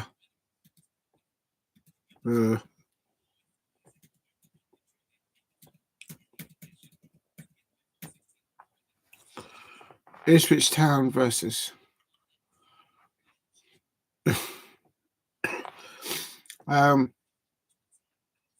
Right, if you're new to the channel, please hit a like and subscribe at Diego C. Palace. Just updating the description of the title of this watch along, because now I'm going to cover the Ruben Amorim post-match interview. Interview live reaction. Oh, it doesn't even fit. Oh Lord. Right, that'll do. Right, let me just save that, so then that will help. Maybe he'll bring in a few more people. Thank you, Steve, for putting the 4 minutes added and the full time. And yes, it has finished 1-1. I'm just going to wait for the post-match and to see what happens there. Oh, sorry, I did beg your pardon, my eyes. Thank you, ST. Yes, it's ended 1-1.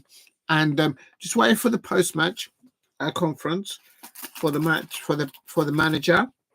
She's going through interviews at the moment. He's probably in the change room saying, "You were rubbish. You should do better. You're out of order. Why didn't you do this?" No, really. He's probably just making sure that all the players in that team there are reminded that they're playing for those away fans. In this instance, of course, it's Manchester United away fans.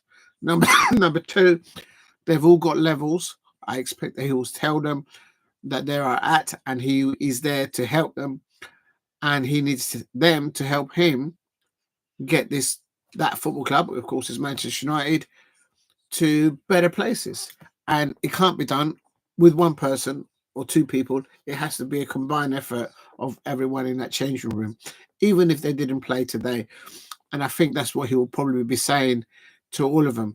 But make no mistake about it, if he felt something, if he has any gut instinct, he might even tell some of them, "I'm not having that. I saw something there, and I'm not having that. I'm not throwing the result why we didn't win on that, but I'm not having that." So that could be what's happening. Just waiting for the reaction, the interview from Ruben Amorim, and just waiting for him. Now, just hearing here, Mo Salah has got 6 months on his contract as a Liverpool. And the Liverpool fans out there, there's been no renewal contracts there. As I mentioned there, I put a question in earlier on in the chat. Is Liverpool going to go in for Victor Gyökeres? Can you imagine if that happens? Can you imagine the meltdown from Manchester United fans? Oh my God.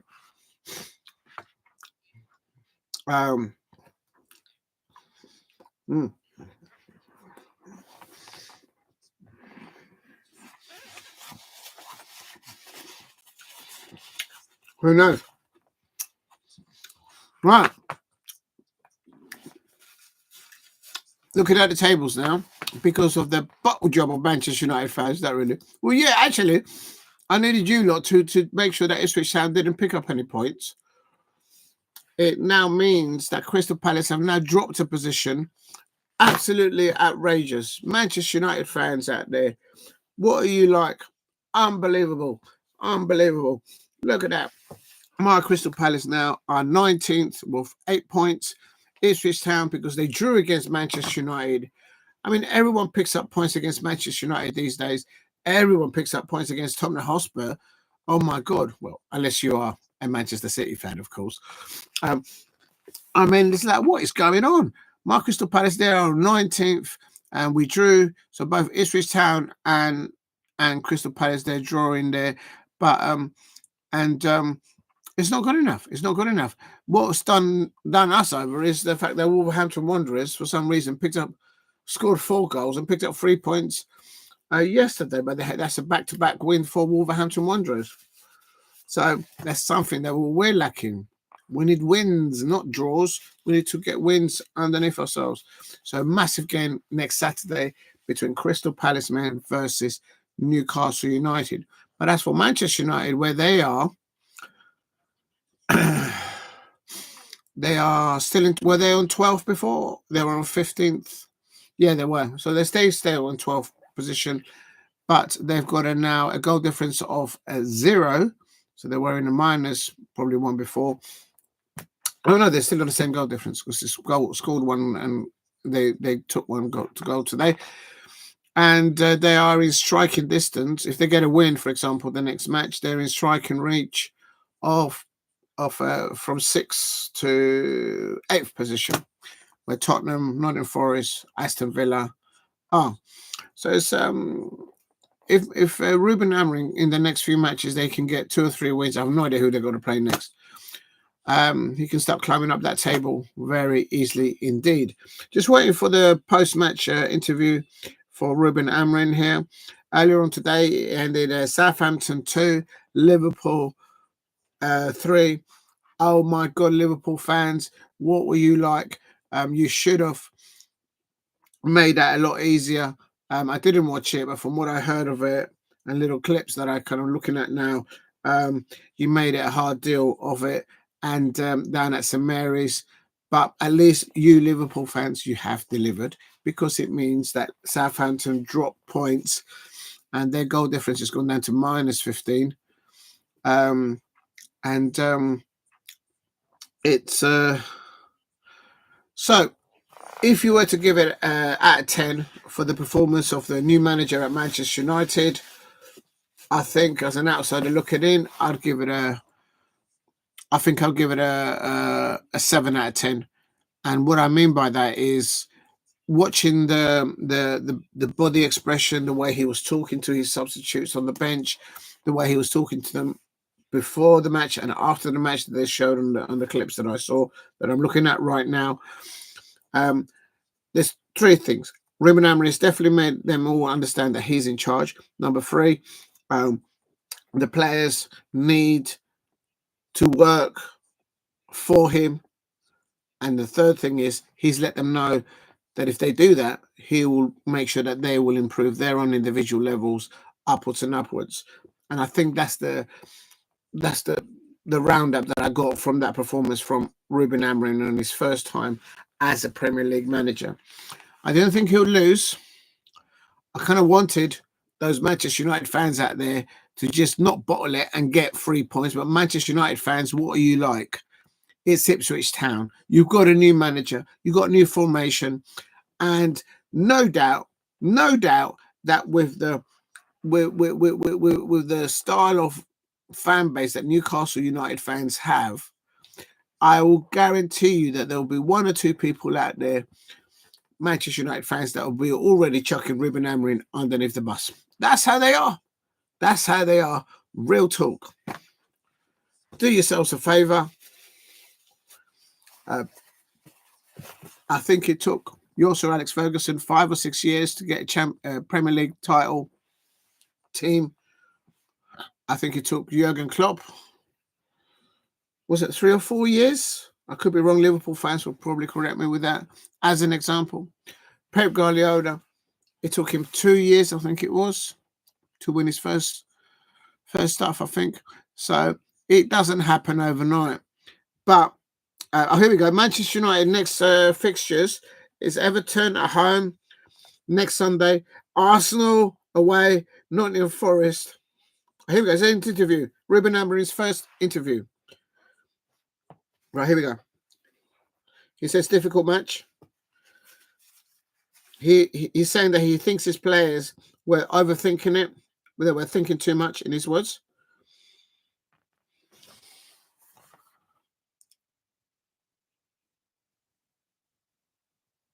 He's saying that he's aware that he's had to change the formation, the mentality of their players, the style of play since they've met. He says that they all have to continue and focus for the next match. Talking about the first goal for Manchester United, well, the only goal. He says, but then he goes straight away. He goes after scoring, they were not keeping it. He says that he has to keep the ball more often, more time with a goal. That's the time to control the goal. So straight away, there was not enough intensity. And then in the second half, he says that they improved a little bit on the pressure. Oh, they've only had 2 training sessions. So there's a lot for them to build on. The question is about Ugarte coming into the midfield.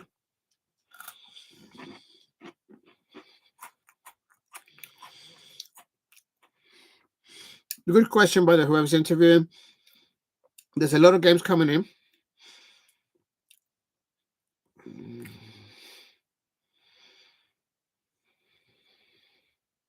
Right, so he's saying, let's just win the games. Let's just win the games, and then we think about identity. He's saying that he has to risk a little bit now. He's saying that the players will learn, then they will be so much better. The question is, do they have the quality? And he automatically says yes. So he's saying that his players have to believe. It's a success against their opponents to work together. This is what I said about 5 minutes ago. He's saying that the players have to focus on the job, that they can do it. So he's very confident. Right. So clearly, Ruben Amorim has faith in the ability of these players. What he said in that post-match interview was that the interviewer asked him, started talking about the first the Manchester United goal, and as soon as she finished talking, he said, "Well, after that, we kept losing the ball. Not he said losing the ball, keeping the ball is what's important. The possessional play was not we didn't improve in that. So that's what he's talking about. So he's a goal. I think he's like happy about it, but what he's actually looking at is how do the players then respond after scoring? How do the players then respond to conceding a goal? Do they control the midfield battles? And I mentioned that during the watch along, and that is why I mentioned the midfield combinations that he went for. He went for Casemiro and Eriksen experience in the pivot in the midfielder, and his style of playing. This is important. I'm a Crystal Palace fan, and I'm mentioning this of how, in this instance, Ruben Amorim, the new Manchester United manager, is coming in. It's because we're going to be facing him soon, and he's on a building stage to try and demonstrate to his squad in depth players how they have to perform. He started with Casemiro and Eriksen, very, very experienced midfielders. He played them there in the pivot there for a reason, and then he substituted them later on in the second half. One very earlier on, Ugarte on 56 minutes nonetheless, and later on Sergei. And Sergei had a few opportunities, and he just wolfed the ball over the crossbar. Make the keeper work for it. This is a little individual mistakes that I'll expect that they will work on. And the very first thing, so that's important. And I reckon the reason why Ruben Amorim changed that double substitution in the pivot, Eric Ten Hag never did that.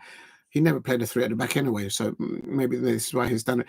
But for me, the reason why he's done that is because he's clearly saying the message, and I said this during the watch along, well, he's clearly saying to his players, clearly, as a coach, not just as a coach, but as a manager, he's letting them know is that, look, I'm going to put you, if you have the experience to play in a particular role, in a particular place on that pitch against a particular opponent, because all opponents are different, and I'm going to put you there for a reason.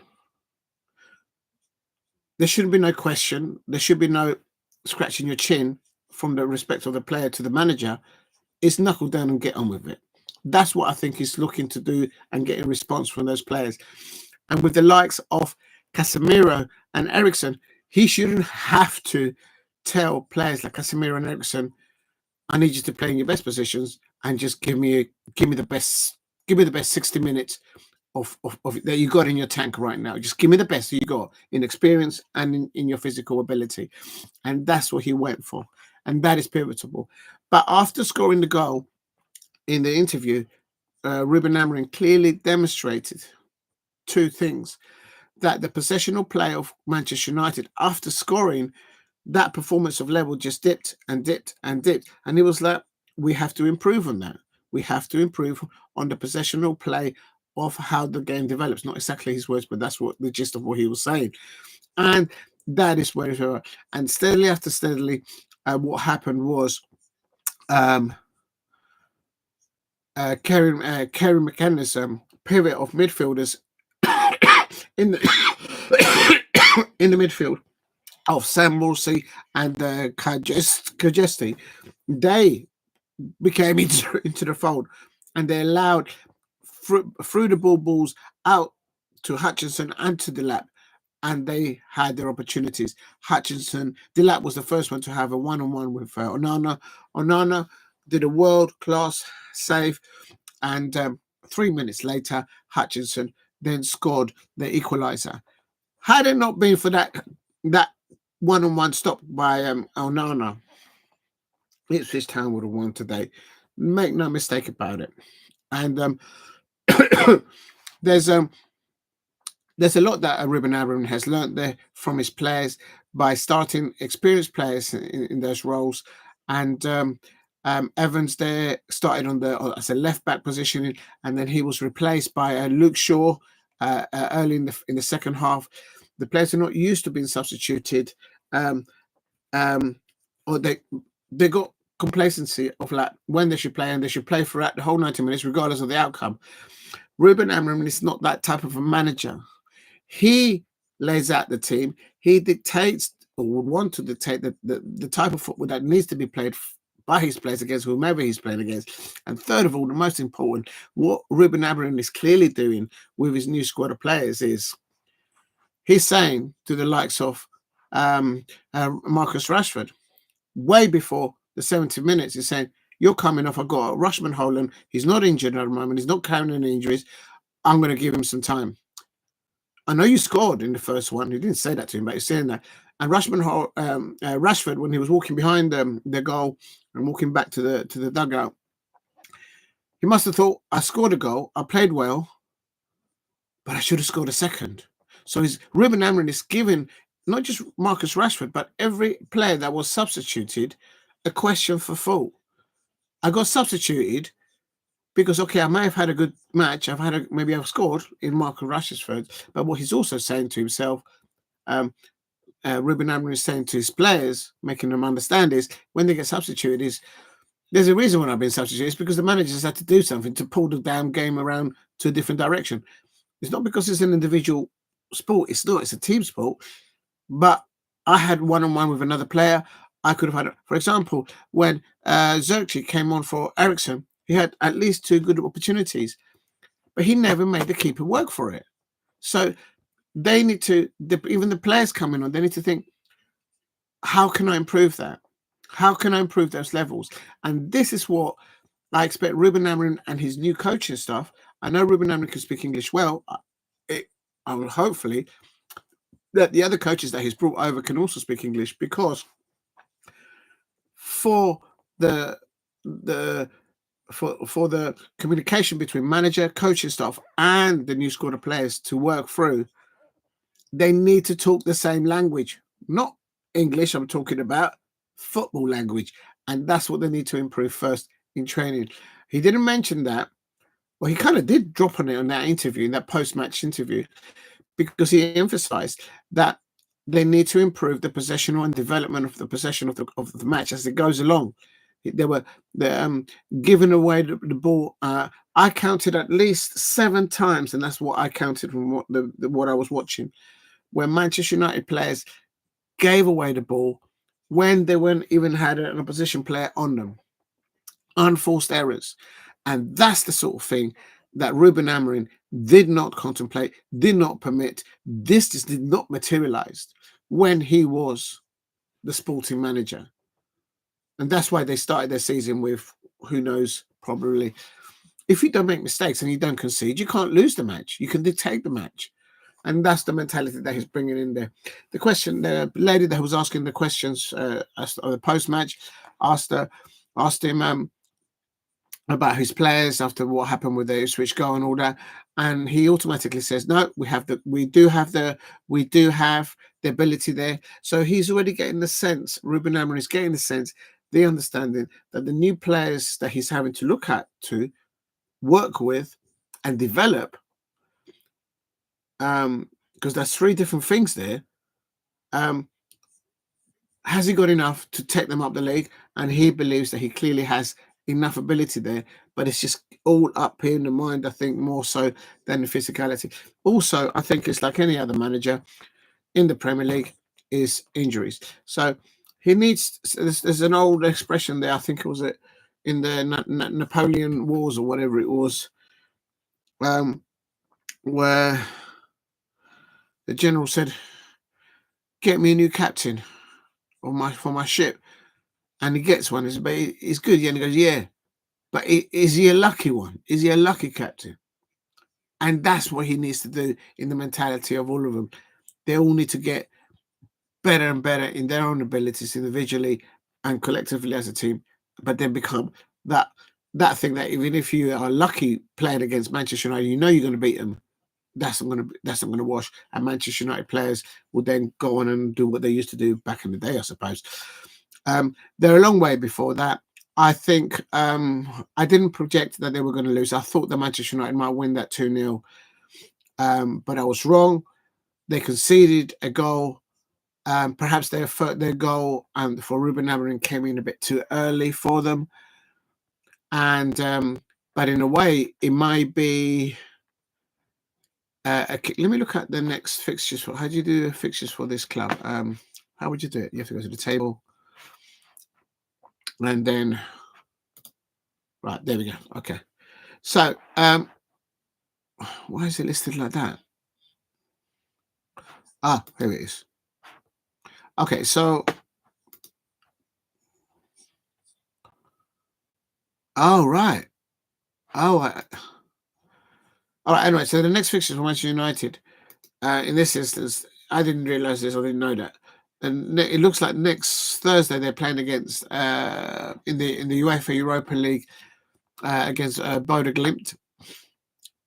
And that could be the reasons why I think Unai Emery played the players that he played against us, and the game before that he lost, that he played before, because of the he's probably in Europe in the Champions League, of course.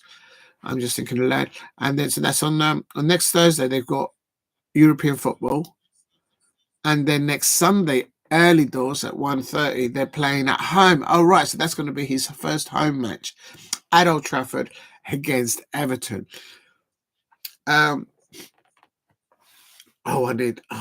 Manchester United fans, you can't boil. I need Everton to drop points.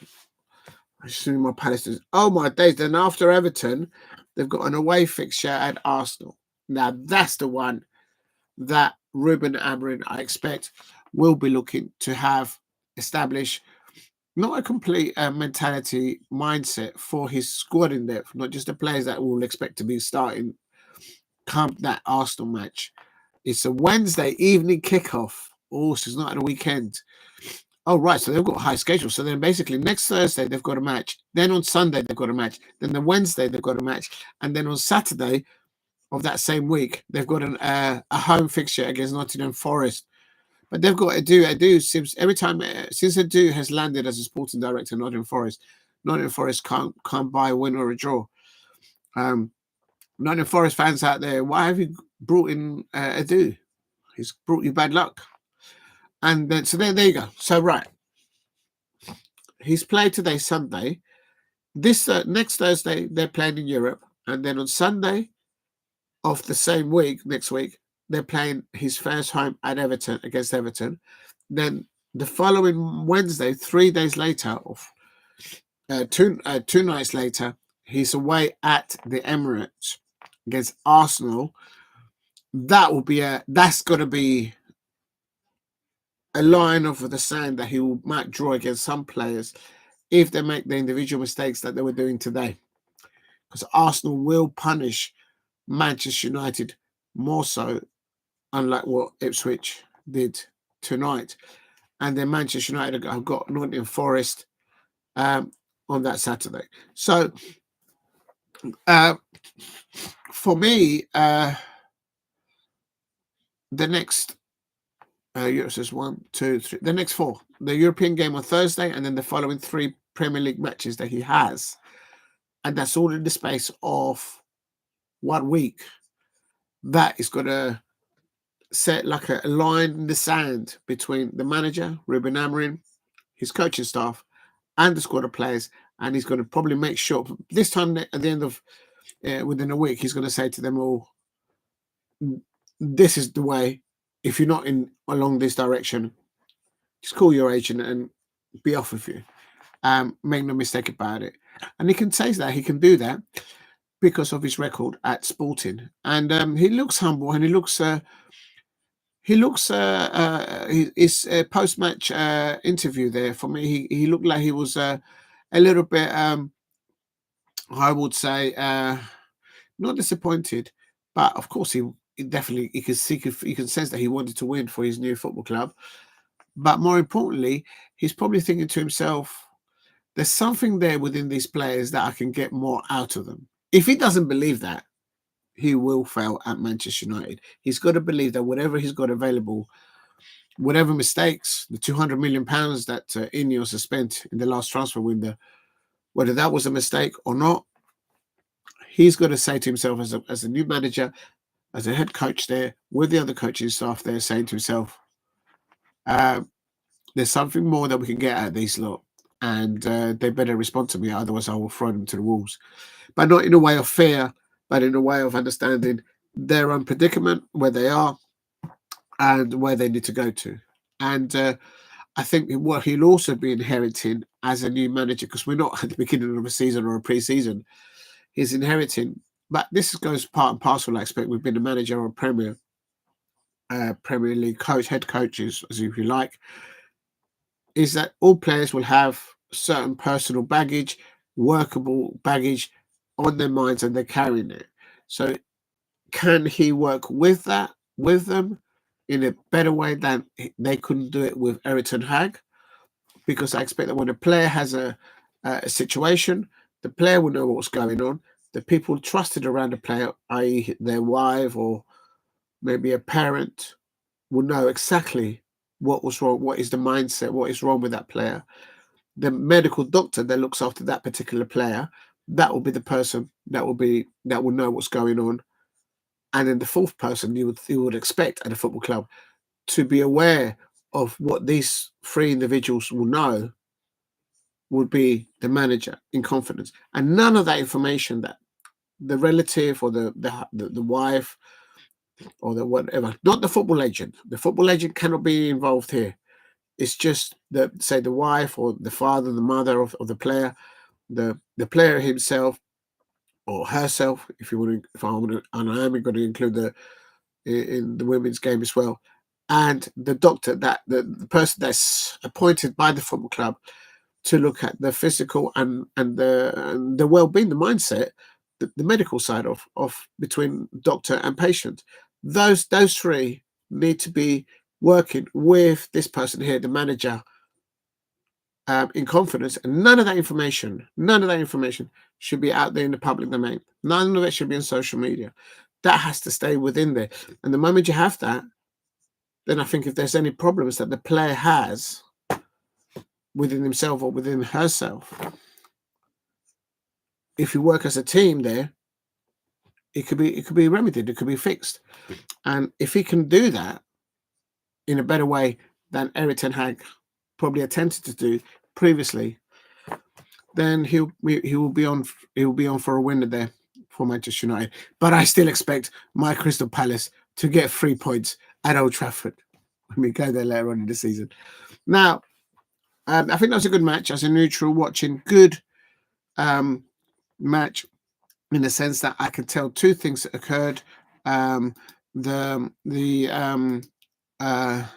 fight and spirit of Ipswich Town, home support of their players, certainly of their manager, Kieran McKenna, is that even up against a new manager like Ruben Amorim with Manchester United, I mean, everything goes with it, that basically that Ipswich Town are not letting go to get out of that relegation zone, where they are actually above my Crystal Palace right now, where there is a lot of pressure for Oliver Glasner to start picking up points. We should have picked up 3 points at Villa Park.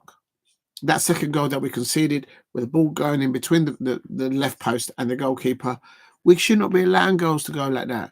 The player that struck the goal, it should have been closed down. No protection on the goalkeeper there whatsoever. It's not acceptable. But on the whole, I think we did play well. I think we played a lot better than we've played before. There's definitely a will there for the players to get the job done at Crystal Palace.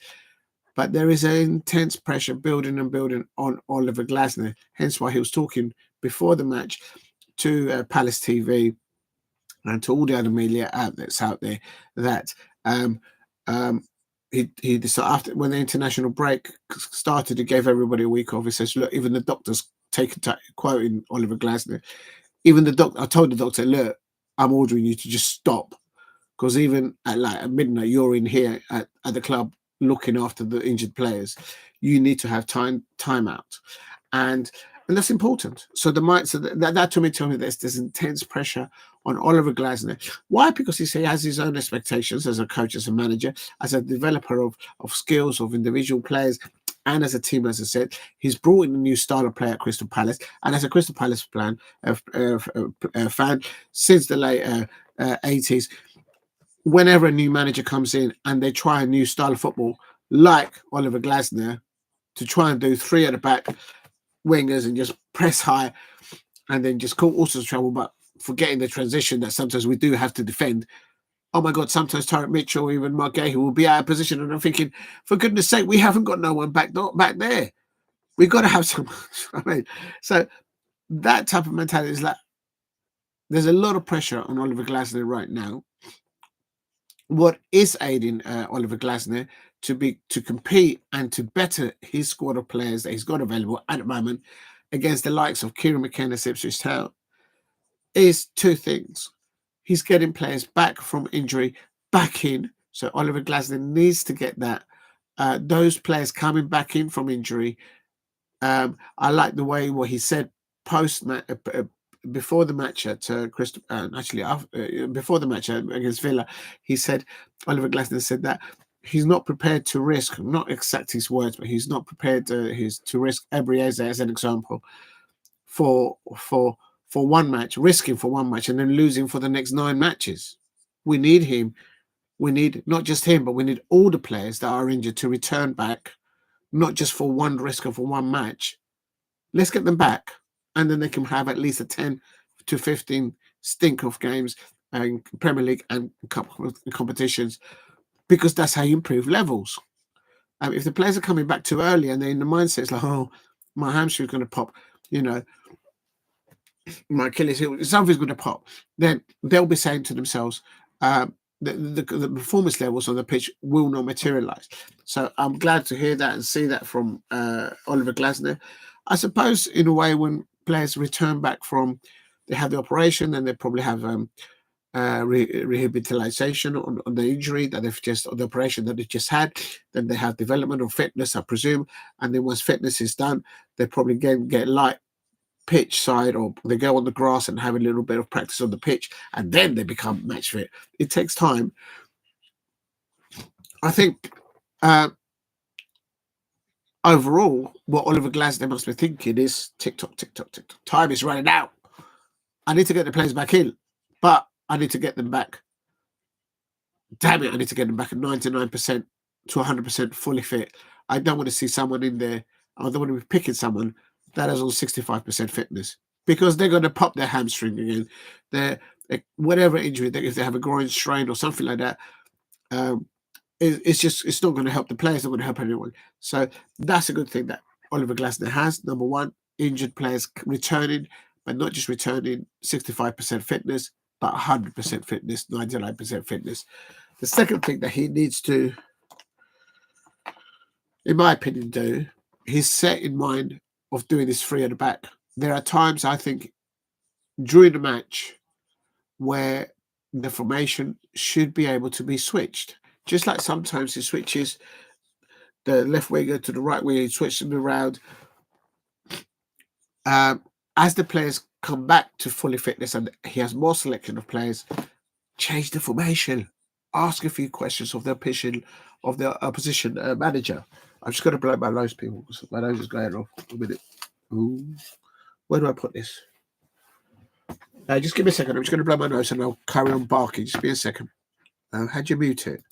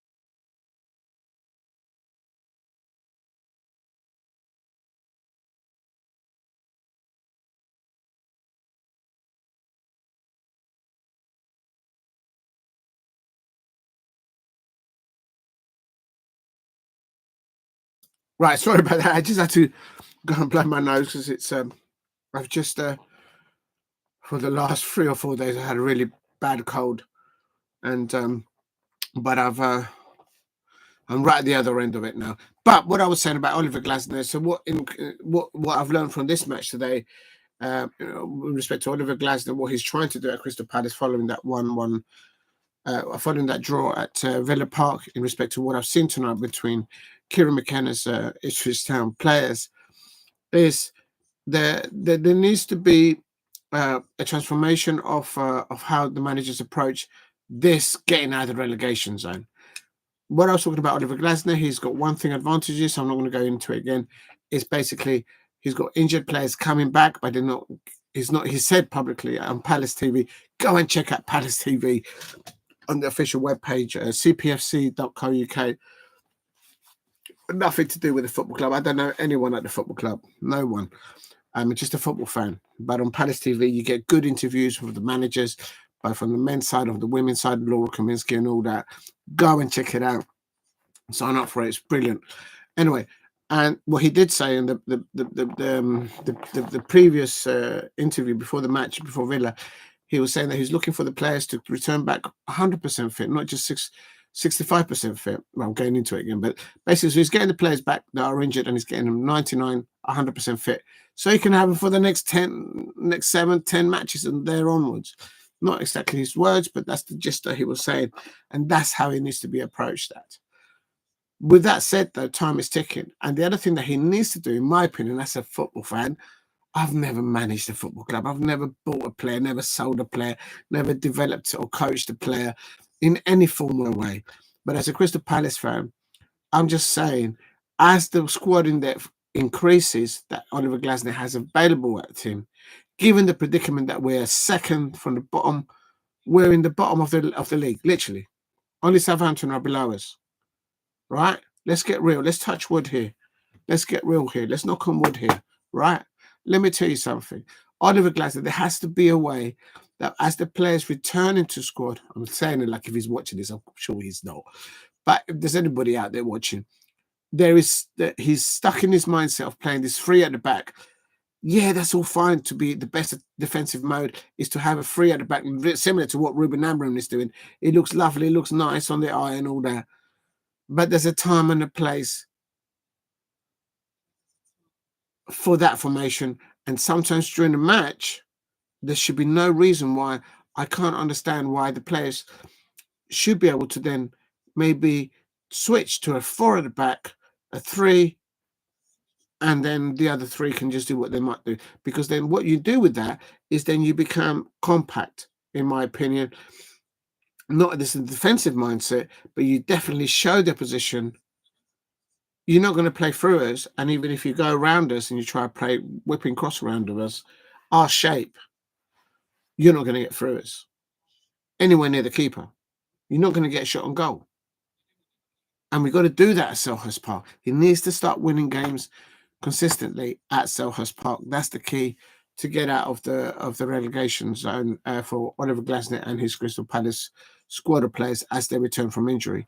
The second thing is, and the third thing, which is the last one, because I can bark on about this, and this is what Ipswich Town, that I've learned from Ipswich Town, is, make no mistake about it, Ipswich Town, Crystal Palace are in the relegation zone, and they're down there for a reason, and that's goals. We're not scoring enough goals that we would want to. Goals is what gets you out of a relegation zone. I'm a Crystal Palace fan. I know how it hurts to be relegated. It stays with you. It stays with you. To get out of a relegation zone, what gets you out of there is goals, whether it's from the strikers, from the wingers, from anyone in the back line. You need goals. So we need to get the players to start scoring goals. And tonight, what I did see with Ipswich Town is you saw a youngster, Hutchinson. He had a worthy of a left foot there, and he scored the equaliser. But just before that, Delap for Ipswich Town, he had opportunities on goal, and Onana did a world-class one-on-one hands save. That should have been Ipswich Town 2, Manchester United 1. Had Onana not stuck his strong arm, I think it was his right arm. I think it was his right arm, and he went like that and he stopped it. And then after that Delap attempt against Onana on the Manchester United goal, 2 or 3 minutes later, 2 minutes later, Hutchinson got some space, put it on his left, and what a beautiful, well taken goal by the young lad Hutchinson on his left foot, bish bash bosh, and it was in the top left hand corner of the Manchester United goal. It's goals that gets you out from losing a match or from drawing a match to getting those 3 points, to getting those vital points.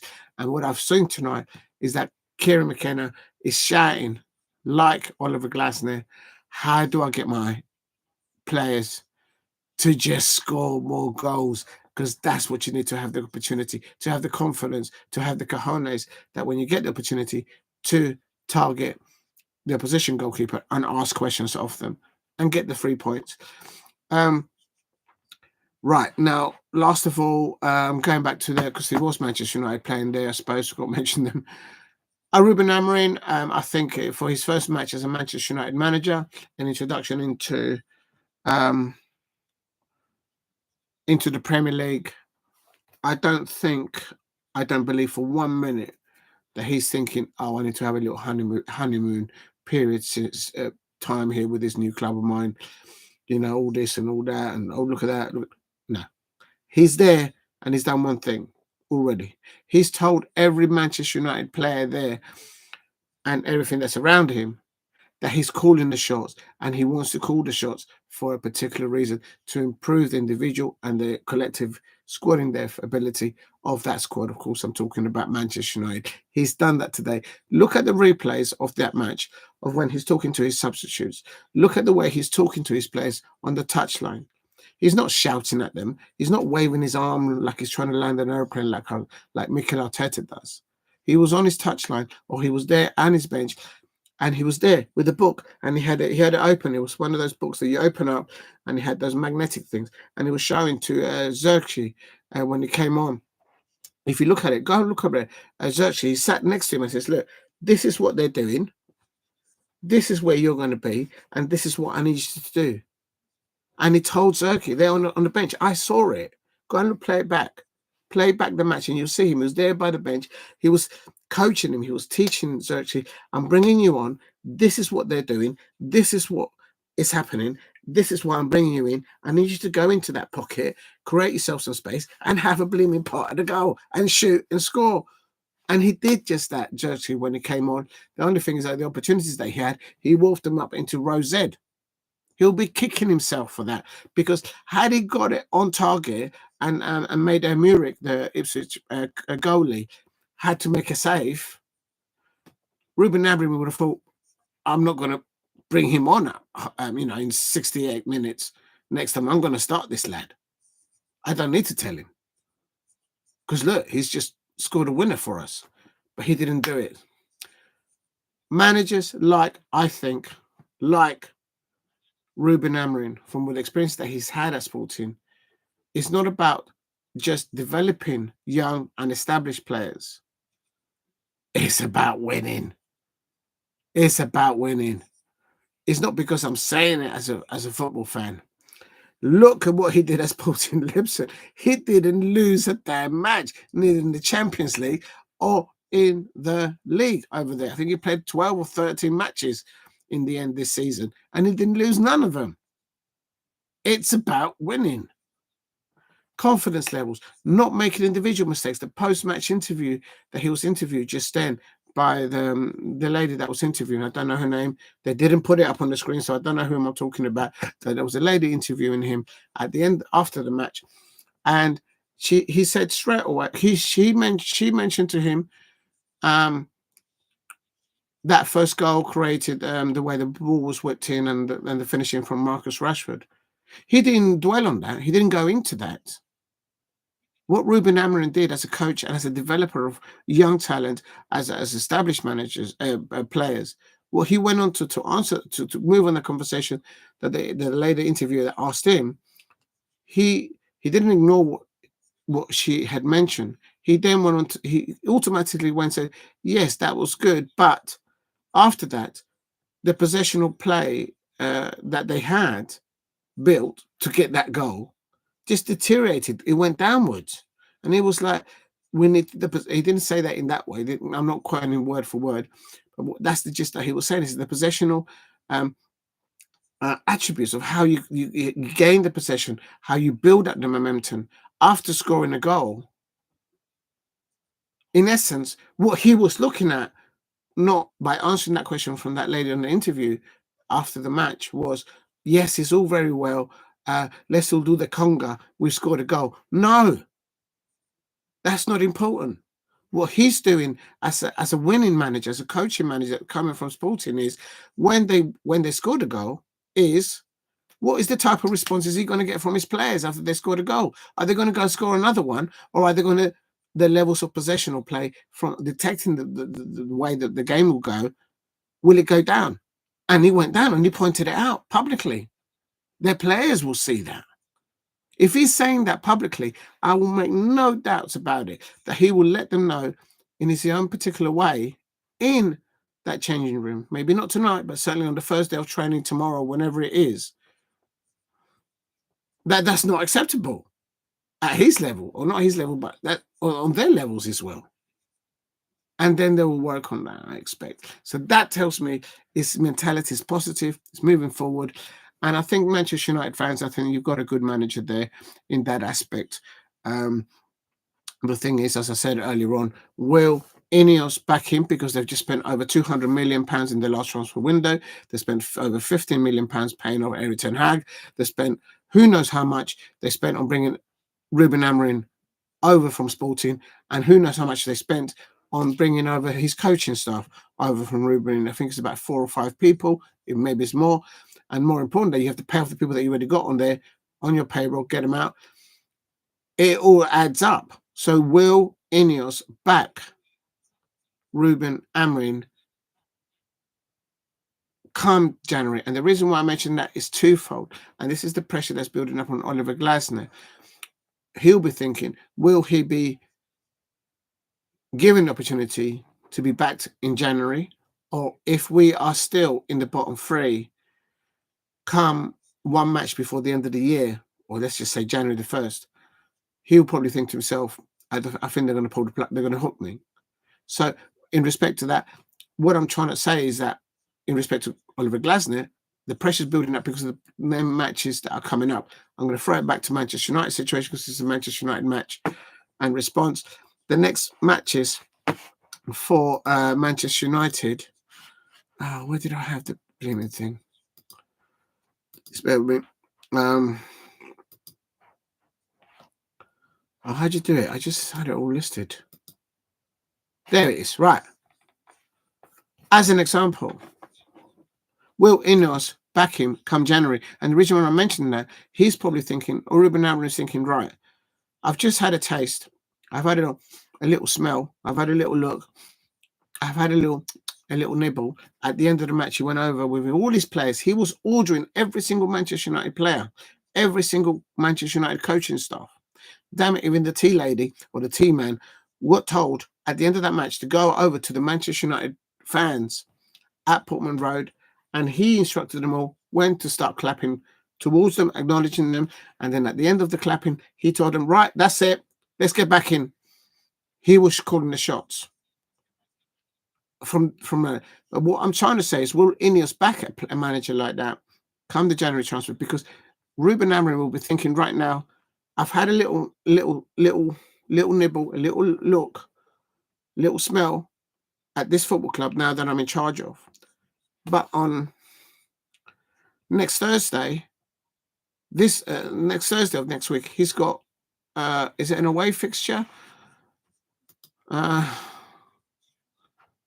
balls! I had it fixed. That. Yeah, sorry. Next Thursday, he's got a home fixture. Oh no, so I'm wrong. Next Thursday is his first home match because he'll be at home against Bodo Glimt. I thought it was an away fixture. There you go. So even more. So even there, he's got his home fixture. He's not even going to be in the Premier League. It's going to be in the Europa League, UEFA Europa League against Bodo Glimt. That's next Thursday at 8 p.m. So that's Thursday. And listen to this. And then from Thursday to Sunday, then he's at home again against Everton. And then the following Wednesday, he's got Arsenal away. That's the one that people will be looking at to see what real levels Ruben Amorim, can he outfox, can he outthink on the touchline during the match. Mikel Arteta, I think all day long. As an outsider looking into both of those football clubs, all day long. And that's with Mikel Arteta having 5 years spent at Manchester United, with Edu spending over, was it 850 million net spent, and no trophies in return? No trophies in return?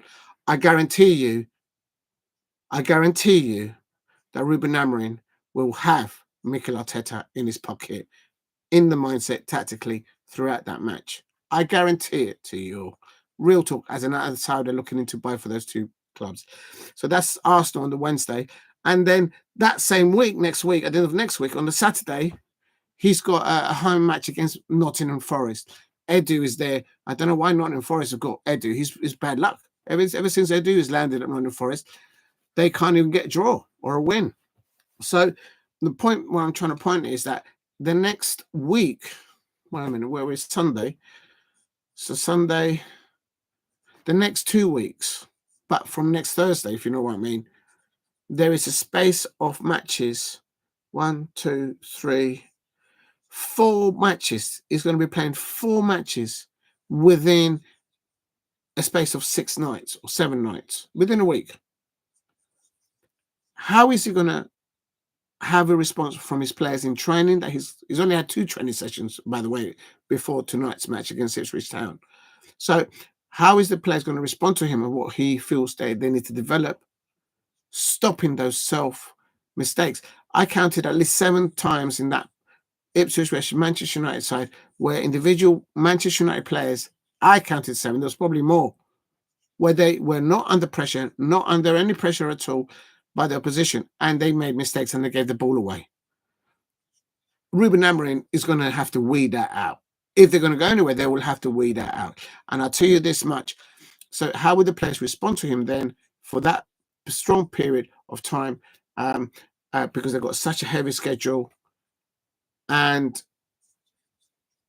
I think that will be a message, if the players respond to him, could have a ricochet, like a domino effect, in how Sir Jim Ratcliffe, Jean-Claude, the people that work at the top of Ineos, how they will respond to him, how will they support him between then up to the January transfer and throughout the January transfer window, because they've spent. Right now, I expect people at Ineos will be saying to themselves very clearly, like any sporting director or any structure within any football club, Freeman in the women's game, we've got Grace Williams, wonderful job that she's done getting players in the transfer window for the women's, in a sense, for the start of the WSL campaign.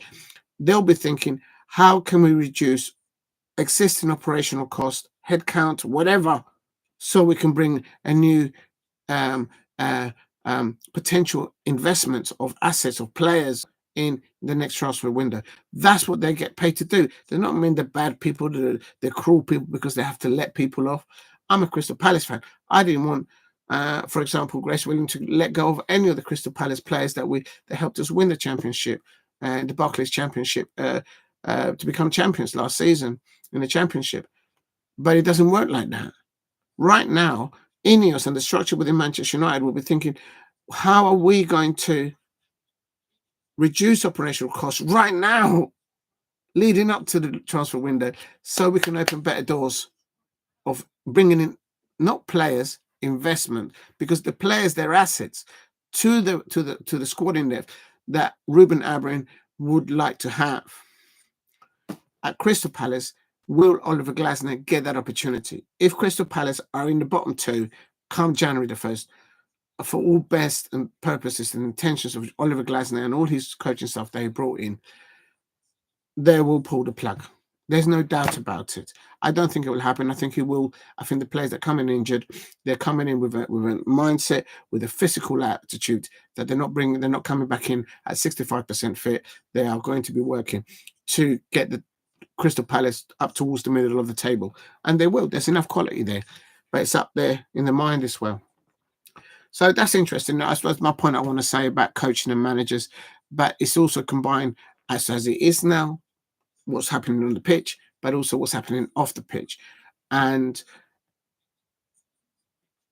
a little bit that I'm worried about is that if clubs like Manchester United get their act together structurally, putting in the foundations in like Ineos is trying to install, reducing operational costs, reducing overspends, just figuring out where the bottom line is and improving that on their balance sheet, like real talk. Unlike what Edu and Mikel Arteta did at Arsenal. Look at the net spend that they've spent over the 5 years that they were there together. No trophies in return. None. No wonder Nottingham Forest are not winning now. Nothing. But never mind.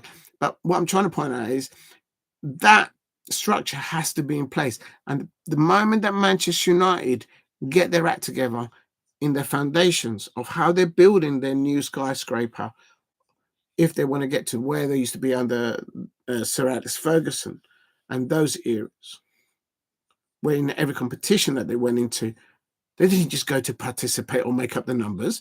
They went in to win the damn trophies. It's not because I'm saying it as a neutral looking out and then looking into that football club. It's there in their trophy cabinet. If you like, the same with Chelsea. Once these clubs get their act together on the pitch and off the pitch with structures in place, with foundations in place, what I'm worried about is Crystal Palace. I don't want to see our best players leave. I know my Crystal Palace is like a club that sells and buys and sells and is a conveyor belt. And I saw that with Steve Parish after what happened when he said that he with Mark Gahey with Newcastle and things like that. The club also has a responsibility with their main assets, which is Mark Gahey, if you like, Ebrieze, Adam Walton, all of them. They're all assets, important assets to the club. They're not just there to play football. They're there to help develop the existing short-term and long-term ability of the club to move on forwards and upwards, not just on the pitch, but also off the pitch. We've got a stand to build. We've got other projects to build on. Now, I know at Crystal Palace, if we have a club like, okay, I'm going to nail it on this because I'm babbling on a bit, but I'll tell you this much. Had Manchester United been the club like Newcastle, how can I put this? Had it not been Newcastle, had it been Manchester United with a proper structure of Ineos and with a proper manager like Ruben Amorim coming in for Mark Gahey last transfer of the season, last transfer window, I guarantee you our Mark Gahey would have went to Manchester United. I'm not disrespecting Newcastle United. I'm not disrespecting their fan base. I've worked many years, many decades with Geordie fans. Believe me, I know them. But what I'm trying to say is the structure of the club matters. And when Manchester United get the structure in place, in situ, they will come calling at my palace for some of the best players that I don't want them to leave. But if they have to leave, then they have to leave. It is what it is. Look what happened with Michael Olise. He's doing really well at Bayern Munich there. playing alongside of course, Harry Kane and Musala and all those players over there. So well done to him. Right, I'm going to end it there. Oh, sorry, Steve. I forgot to look at the chat. Where do you think, Steve said, if you're still there, Steve, she's probably gone now. Where do you think Manchester United can finish? Do you think that they can win a trophy this season? And how do you see this? I'm such a new person into live streaming that I've completely ignored the chat and they've probably all gone home or gone to bed. Oh my God. Sorry, Steve, or anybody out there. You've asked a question probably about half an hour ago. Oh, I do apologize, Steve. I'm taking the bubble here. Listen, when it comes to football, I can blabber on all day and night, and a bit of MMA and effort and UFC. Go check out my UFC and my MMA stream as well. Anyway, and the Crystal Palace women, I can babble on as much as I like. Anyway, so Zoe, your question was, where do you think Manchester United can finish? Do you think that they can win a trophy this season? And how do you see them improving next season? I'm going to start with the middle part of your question because there's 3 questions in one there. That's very clever, Steve. You'll get your pounds worth out of me there with that little paragraph there. You've asked 3 questions. That's very smart. I'm going to start with the middle bit. Can they win a trophy under Ruben Amorim? From what I saw, the way I saw Ruben Amorim talking to his players, go and play it back. He was there on the bench with Xerxes before he brought them on, and he opened the coaching staff's booklet. It's a metal magnetic thing. He opened it up. He says, Xerxes, get your ass over here, son. Get your ass over here. And he sat him down because now listen, take your earplugs off. None of this listening to Ed Sheeran on your headphones and all this nonsense. He says, Xerxes, get over here. Or listening to Rihanna. He says, get your ass here, son, and listen. And he opened the metal thing and he opened it up and he goes, this is what's happening today. We're getting chopped up in this position. He told him, I could see the Manchester United new manager, Ruben Amorim, on that bench saying to Xerxes, look, this is what is happening. This is where we are. This is where they are. This is where I'm going to put you. And he moved the piece, the little magnetic little round thing. He moved it upwards. I saw it. I'm away all this way and I could see it. He moved it and Xerxes was paying attention. And he said, this is where I want you to go. This is what I want you to do. This is the space that I want you to get into with the ball. And for goodness sake, son, have a pop at the goal, please, because we need another goal. Now get your backside out there and do your job, sort of thing. And of course, he didn't say it like that in Portuguese or in English. I don't know. But he go and watch the pictures. It's there to see. When did you see Eric Ten Hag did that? Manchester United fans. That's what he's doing. Xerxes came onto the pitch. He had 2 opportunities. The second opportunity, he was just outside the area. No one around him within 10 yards because the manager told him where to get the hold of the ball and where to go. He did not have an Ipswich opposition player within not 5 but 10 yards around him. You know, on the match of the day, they do that little circle around. That's what he had, that big circle around him. He had time to have a cup of tea. He had time to order a little slice of cake. Have a little sit down, have a little nibble, have a little bit of that cake, set up the ball, see where he's going to set the ball off, finish having his little bit of cake, finishing his cup of tea, and then letting off the shot onto the Ipswich goalkeeper and making that goalkeeper have a challenge on that attempt on goal. And did he do that? No. He completely ballsed it up. He hit the ball up into row Z. Xerxes got a wonderful potential about him, and he will learn from that experience because what he's thinking right now on the coach as he leaves Portman Road all the way up to Manchester, he'll be thinking, he told me what to do. I did that. I went into the space. I got hold of the ball. I saw eyesight of the goal. I didn't even have time. I didn't make time for myself to have that cup of tea and that bit of cake and then line up the shot and have a pop at the goal. But what I did do is the motion just got out of me and I just rushed it. And he just slang at the ball and the ball landed in row Z of the stand behind the goal. Against the manager of the caliber, with respect to the manager that's just told him that instructions, Xerxes will be saying, that's a lesson learned. I can't allow that mistake to happen again. I need to go back into training on Monday or Tuesday, whenever it is they go there, and I'm going to improve my levels. I'm going to show to this manager that I'm going to shoot. I'm going to practice on my shooting levels. And that's what Ruben Amorim. So will Manchester United get a trophy? Absolutely, yes. If Eric Ten Hag could land 2 trophies in the time that he was there for Manchester United, I think they could. I don't know if they're still in both League Cup and FA Cup. I think the Premier League is too far before them. Maybe in Europe. I would say yeah. I would say yes. So the answer in the middle of the question is yes. And it says, where do you think Manchester United can finish? I think they'll finish 6th. I don't think they'll break into the top 4. I think the top 4 will be no particular order. No particular order. It will be Liverpool, Manchester City, Chelsea. I don't know who the 4th is going to be. There's always a club that just drops like a stone from those top 4 that normally are there, and one that just creeps up. I was like, ooh, I thought it was going to be Aston Villa's but they, from what I saw in the previous game against Palace, I was thinking, not sure about that, unless they get something in there. So yeah, so where do they finish? I think they'll finish 6th or 5th. I don't think they'll break into the 4th.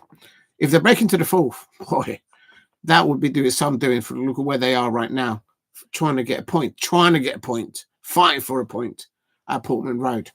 Don't forget that, Manchester United fans out there. So I think 5th or 6th. And of course, my Palace will finish in 4th. Come on, Palace. It's my lucky scarf. Anyway, where was the other bit of the question? It says, and how do you see them improving in the next season? In the next season, it's all about 3 things quickly. What does Manchester United, what does Ineos do? As I said, cut a long story short, they've just spent over £200 million in the last transfer window. They've just spent over £50 million getting rid of Eric Ten Hag and his coaching staff that have just left. Who knows how much they've spent on bringing Ruben Amorim in? I don't know the exact number, and his coaching staff. And that's just bringing them in. What about they've got to pay their salary for the X amount of 2, 3 or 4 years? And whatever. So that all comes into it. That all comes into it. What Ineos will be doing there, what Dan Ashworth is, he'll be doing at Ineos will be doing there with Jean-Claude and all those people up the top of Ineos with Sir Jim Ratcliffe will be doing is, I need to reduce costs now even further. So when it comes to January, regardless of what's the outcome between now and the end of this year, talking about December of this year, we'll be able to give him an extra something for Ruben in the January transfer. But your question was, in the next season, I'll tell you what, if Ruben Amorim wins a domestic cup and a European 2 silverwares and lands Manchester United in the top 4, there'll be a call for him to have the manager of the month of the season, because that will be look where they are now. They're fighting for a thing. Will they get their act together? I don't know. I just hope they don't come after my Manchester United fans. You're not having Eze, you're not having Mark Gahey, and you're not having Adam Walton. No, you're not having it. Unbelievable. Oh my days! I didn't want to think about losing them in January. But anyway, so I think the season afterwards will definitely Europe, Champions League, definitely silverware, and who knows where else. But I will say this. I heard this on the commentary, and Liverpool fans and Manchester United fans, I'm a Palace fan. What do I know about Champions League? What do I know about winning Premier Leagues? What do I know about winning Europe? All right. So Liverpool fans, Manchester United fans, Manchester City fans out there, you know how long it took Pep Guardiola when he came in. How long did it take to get that squad that went on to win what he's achieved? Manchester United fans, you'll know how long it took for Sir Alex Ferguson, I think it was 5 or 6 years, to come in and do what he had to do to get to where your club got to under Sir Alex Ferguson. Liverpool fans, look and see how long it took Jurgen Klopp. Where the players that Jurgen Klopp, as it came in as a Liverpool manager, I think it was 3 years, 4 years, and all those players that started when he started, they weren't in that squad that went on to win other stuff. I could be wrong. Maybe there was one or two, but it takes time. Is it different era of football? Is it different time of football? Is it different type of technical ability of football, tactics wise? I think that comes into it, but I think it's also about when you appoint someone in such a crucial position as the manager. I expect as a worldwide brand as Manchester United. What would they do? Not the end of this season, but then improving into the next season, as Steve just asked there. Is Ruben Amorim not just good, but is he a lucky one? It's that expression that I mentioned earlier on. But the general asked, is he a good captain for my new ship? Is he a good captain? And you know, I don't know, the lieutenant said, yeah, he's a good captain in the wars of Napoleon and all that. But then the general says, but wait a minute, is he a good one? But is he also lucky? I need a lucky one. And I think there's something about Ruben Amorim that I think he might just have that that essence that the likes of great managers like Jose Mourinho, the likes of Ancelotti, the likes of Sir Alex Ferguson, of Jurgen Klopp, of Pep Guardiola, that they have about them. That if they get it right at the right time, and they just get that essence of they've got a lucky soul about them in that sense. They deliver the silverware. So yeah, no, but this season I still expect Crystal Palace to go to Old Trafford and just catch them off guard, and Jean-Philippe Mateta to score the winning goal. Boom, boom, boom! Mateta's in the room. Sorry, it's carried away. To score the winning goal at Old Trafford. There you go. I said it. Right, pick up to you, Steve. Right, Steve says about 2 hours ago, take care, I'm now at bowling. Oh, so you were at the bowling. I'll big up to you. So you were texting there, where you were sending a message while you was at the bowling. Big up the bowling alley. Now at bowling, going to keep battery watch. Tomorrow, watch along. I plan to go bowling. Oh, I'll be careful what I say. Right. So you go to the bowling and then well, there you go. So you support your team then, buddy. Yeah, good one. Oh, not too bad. Yeah, I mean, back in the day, as I said, there used to be a bowling alley where I used to live, but they closed it down because there was too many whatnot sort of bad things going on there. There was not much bowling going on there, but there's other stuff going on, and the council shut it down. It is what it is. And then also Steve goes on to say, it's good to celebrate as title. Well, it's good to celebrate as titles so much as possible until starts. Take care. Never had the last comment. Oh, I see what you mean. Yeah, that's all right. That happens to be a lot of time when I do the things on the comments there. Yeah, listen, it's all about trophies. There you go. That's the point about trophies. What did I say? What did I say about the style of management, the style of coaching? And this is, I'm going to give you another example. At Crystal Palace, we have the Crystal Palace manager. Her name is Laura Kaminsky. The beginning of last season, I'm not going to bark around. I'm not going to go through the preseason, the season, and their after-season celebrations, although they were lit at Selhurst Park against Sunderland when they lifted that trophy at Selhurst Park. It was wonderful to see Laura Kaminsky, all her staff and her players, Grace Williams and all her staff at Crystal Palace lift that trophy at Selhurst Park. It was absolutely brilliant. But this goes to the point that Steve was mentioning about trophies. It's absolutely imperative that the brand that you are representing, the brand that you are working, is enhanced from the moment you step in the role, whether you're a sporting director like Grace Williams is, or something like that, or like Dougie Freeman, or like Dan Ashwood, who's at Manchester United, as an example. That the moment that they leave that role, the brand, not just valuation, but the whole concept of the club is enhanced to a better end.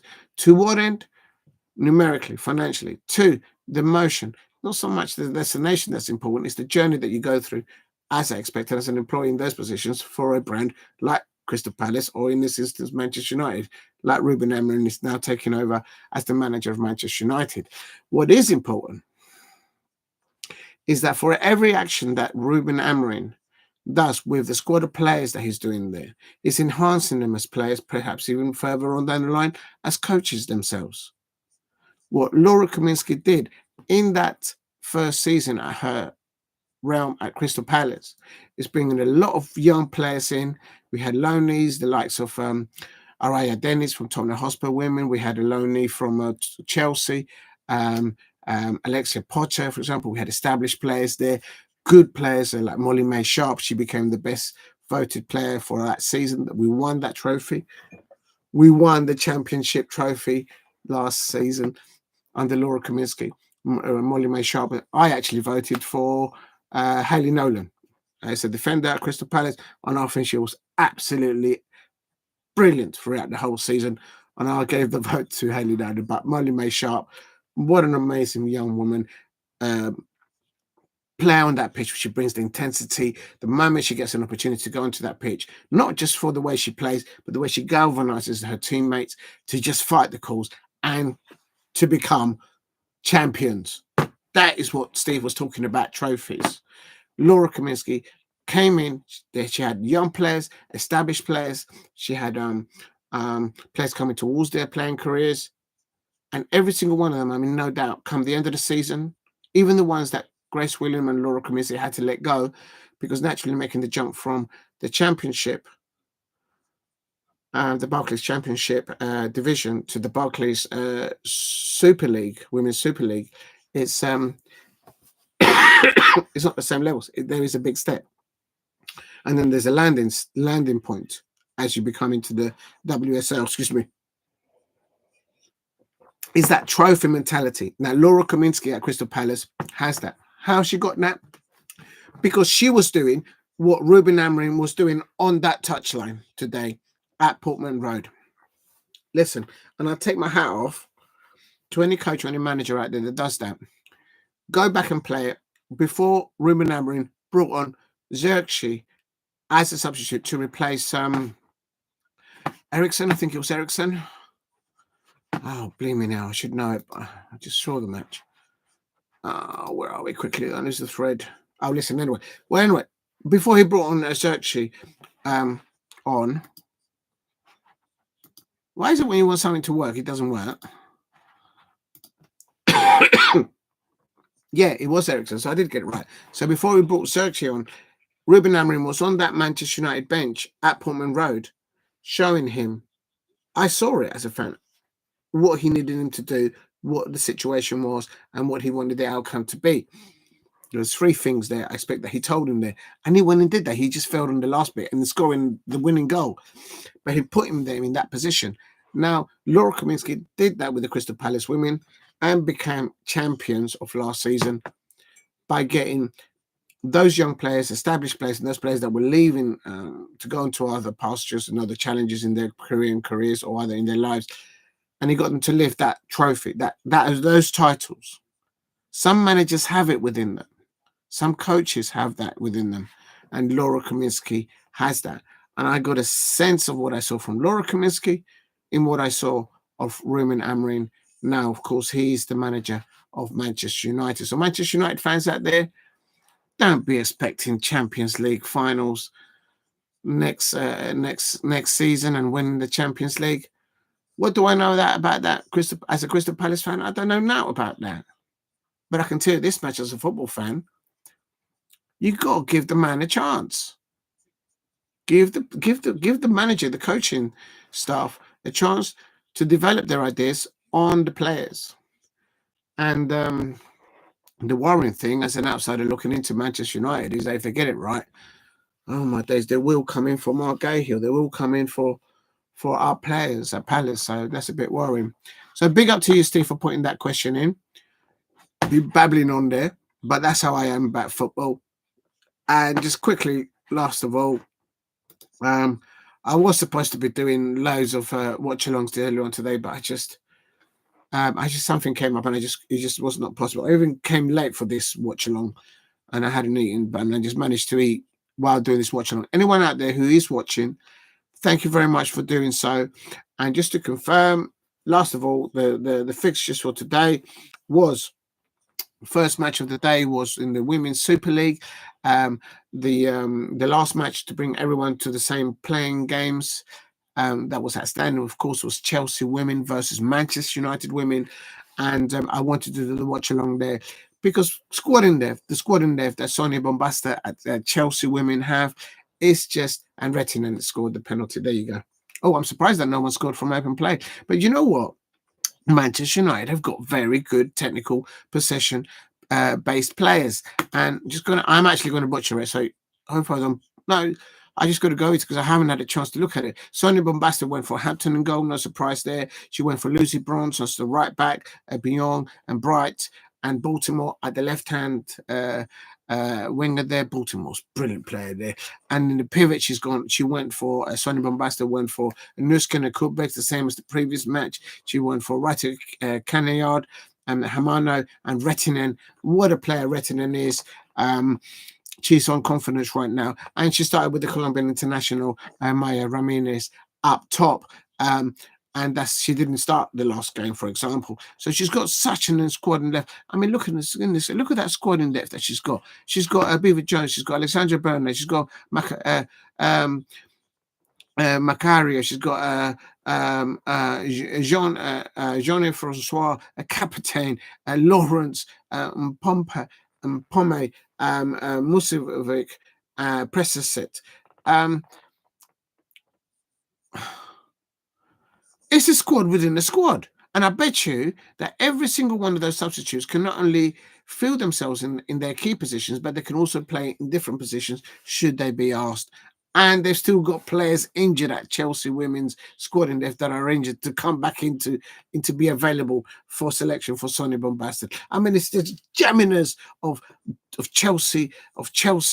What they do in the transfer windows is so jammy. It's absolutely, but they won. So they won. That's big pressure now. And then on Manchester United women, Leticia, of course, their captain, Mark Skinner there went with Julie Tullis Joyce in goal, Rivere, Leticia as the captain, Turner and George, Bissett's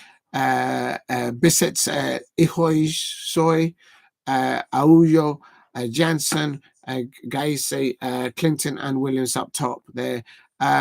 And looking at their bench, that's where Manchester United women's squad in depth, in my opinion, they are not in the same. I'm talking about the substitutes, not the starting 11. The substitute squad in depth there, in comparison to the substitutes and the players that are coming back into injury to match fitness at Chelsea, it's just no comparison. They are not at the same level, Manchester United squad in there to Chelsea. And I suppose one day they will get there one day. But the fact that Chelsea women were prevented from scoring from open play at Kings Meadow at their home last season, I went to Kings Meadow and met the Chelsea mascots. And I told the Chelsea mascots, the lion and the lionesses, I told them, we got the best mascots at Crystal Palace, Alice and Pete. We got the best mascots, real talk. They weren't happy. But I had a wonderful day there. They're joking and bantering there with the Chelsea women's football fans at Kings Meadow, but they were prevented from scoring from open play. So, and Maya Ramirez and Rittinen Kainad had a full 90 minutes. So Sonia Babaston wanted and expected, and she got delivered those 3 points. I'm going to quickly go into the table there of the Women's Super League. And Chelsea now have played 8 like everybody else. So has Manchester United. Chelsea are on 24 points, having played 8. Manchester City, having played 8, are on 19 points. And Brighton, Hove and Albion are on 16 points. Can someone please beat Brighton in the Women's Barclays Super League and in the Barclays Premier League table? Can someone please beat Brighton? That's all I ask. If there's any fans out there from other than Crystal Palace, we'd with a pretty please, with extra sprinkle of chocolate chips and cream on top. Just someone beat Brighton. That's all I ask. That's all I ask. Unbelievable. Anyway, and then Manchester United are on 15 points, just 1 point off Brighton. I just don't want to say them. Unfortunately, the Crystal Palace women are bottom of the Barclays Women's Super League, but we're on the same points as the two club above us, which are West Ham United and Leicester City, which are also on 5 points. So it's I expect us to finish. I expect Laura Kaminsky and her staff and her squad of players to finish the WSL campaign this season in 7th or 8th, and perhaps even higher up, in my opinion. It's about injuries. It's about injuries to players, and I hope we can get all our injured players back as soon as possible. So Laura has a better selection of players, more options, and not better, I should say, more options to compete against different type of opponents. Believe me, not that I'm an expert, but believe me, there are no easy matches in the Barclays Women's Super League, and a lot of people out there in certain commentary, I'm going to be careful here what I say, what media outlets, they already had Crystal Palace women and Leicester City women automatic to to go down. And no, I think you're all wrong. I think the Leicester City women's squad has had more injuries, I think, more than any other squad out there in the WSL. I could be wrong, but I think that's the way I see it. And they're actually above us. Only because they're on goal difference. But it's so there you go. So good luck to Laura. Well done today for beating the Charlton women today 2-0. I was doing the results, isn't it? I went a bit off the chart there. Anyway, so we ended Chelsea women 1, Manchester United women 0 in the Women's Super League. Everyone has now played 8 games in the Barclays Women's Super League. Now, the Premier League fixtures were Southampton 2, Liverpool 3. I didn't watch it. I heard a little bit. I was in and out, kind of rushing in. Oh my God! Salah had 3. What? How many goals did he score? He scored 2 goals. One was a pen. And what was the last goal? He scored the winning goal, 83 minutes. So Mohamed Salah, so it all landed on a penalty for Mohamed Salah. And I tell you something, Liverpool, up the Chelsea. Listen. Don't get me started about the Chelsea at the moment, because I'll tell you this much. I started, so I'll finish. I'll tell you this so much. I'm talking about Southampton versus Liverpool right now. And I'll tell you something, because I'm going to bring your Chelsea lot in this. Mohamed Salah, because you're going to have competition, Chelsea fans, with this, what I'm about to say. Mohamed Salah's got 6 months in his contract left at Liverpool, and we all know what's going to happen. We all know where he's going to go. We all know that money talks, like real talk. And there's a new manager in town, and he will want to bring in his own striker and develop his own thing for his new thing, right? Mo Salah, in my opinion, doesn't have nothing to prove in the Premier League, in European football, in world football. I think he's been absolutely brilliant for Liverpool. You cannot, as much as I don't like him playing against my Palace, and he's very annoying to watch. He's a very technically gifted player, but I will say this much: he's leaving Liverpool. He'll probably leave Liverpool. And right now, if you look at the chat right at the top, I put a question. If I can find it. It says, who will sign Victor Gyökeres, who is the main striker at Sporting? Apparently, there was a gentleman's agreement between Ruben and Amorim as he left Sporting to go to land at Manchester United, but that's all for the birds. That's all for the birds. Money talks. Money talks. Now, a clear favourite then, now that Ruben Amorim is landed there, would have been Manchester United. But Chelsea for me are the dark horses in the Premier League right now. And being there done. Oh my days. Anyway, so my question is, who will sign in the January transfer window? Who will sign Victor Gyökeres, if that's how you pronounce his surname? The young lad, the ex who did he used to play for? He used to play for Coventry City. I think. Anyway, but the man knows how to play and score goals. And will Ruben Amorim convince him to come to Manchester United? Will Enos be playing the money that Sporting will be expecting of Manchester United? And the problem is now is that jammy teams like Chelsea and how they behave in the transfer window with extended year contracts to a 15-year contract and all that and spreading the cost over those days. Real talk. Will the jamminess of Chelsea in their transfer window in January come in and take Victor Gyökeres off Manchester United? Or will it be Manchester City? Pep Guardiola has extended another year of contract to his existing contract. So he's not leaving. He's going to be there for another year. I mean, Erling Haaland, he's not human at times on that football pitch. But even him is fallible. Right now, he can score for his nation. He scored in the international week. He scored, I think, 2 or 3 goals for Norway. But for Manchester City fans, what's happened to your Erling Haaland in front of goal? Well, right now in Sporting, there is a young lad. There is a young man. And his name is, I keep forgetting his name, and it's so annoying. Oh, I don't know what's happened to him. Victor Gyökeres. Will Manchester City go for him? Or, as I go back to what I'm talking about, it ended Southampton 2, Liverpool 3, with Mo Salah scoring the winning goal. The winning goal tonight. The deciding goal on 83 minutes on a penalty. Was it even a penalty? Because we all know what Virgil van Dijk did. We all know what Virgil van Dijk did to Mark Gahey at Selhurst Park, grabbing his arm on purpose, pulling him down in the penalty area as Mark Gahey was trying to go towards the ball.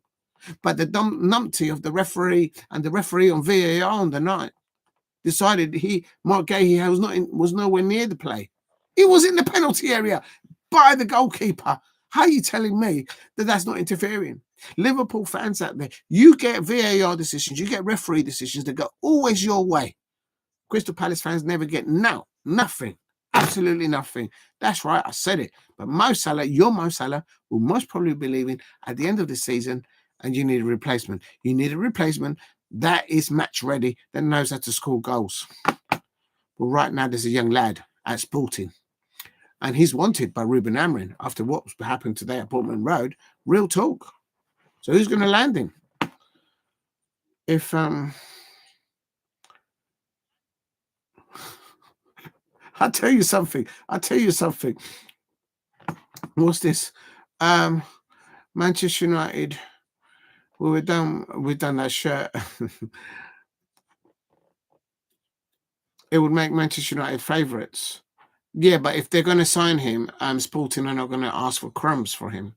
So they're going to have to offload possibly not 1 or 2, but I would say 3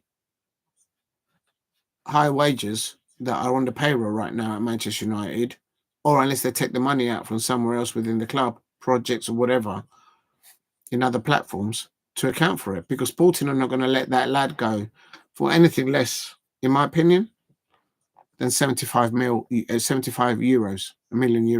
No way. They're going to want more than 75 million euros for that player. If it's Manchester United, definitely, probably even more. Real talk. Anyway, so we'll see. Money talks, I suppose. And I see jamminess with Chelsea. You don't know what they'll be up to. They'll be looking at the small print of the existing guidelines of European transfers, and who knows what they come up. What's his age?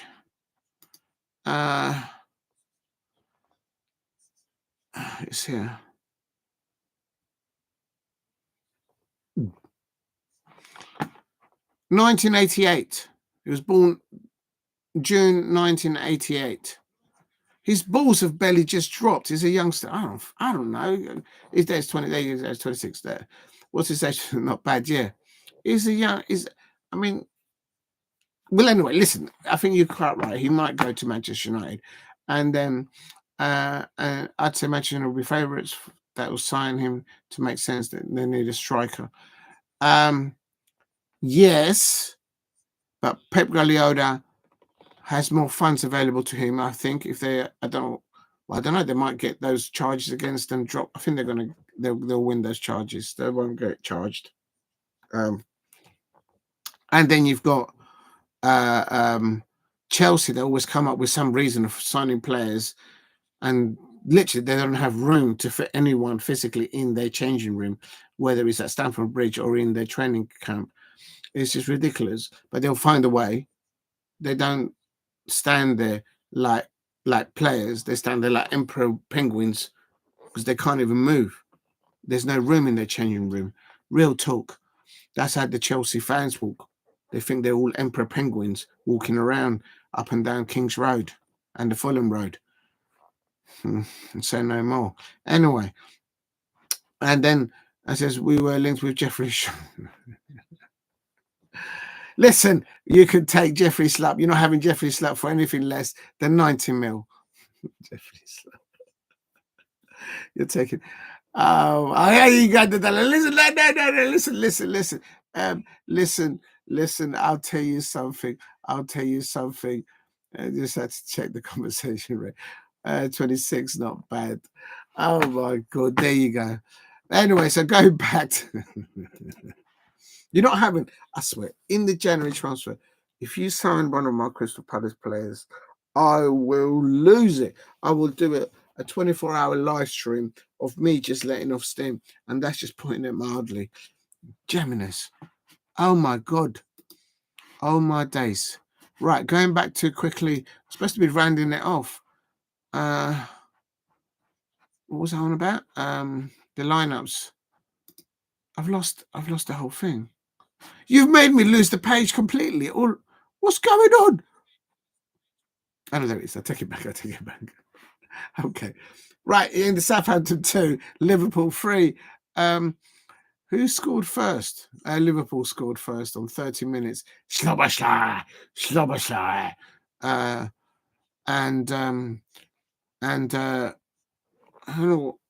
And then an assist there by Graven Search for Mohammed's open play goal, and something happened for the penalty. I have no idea. And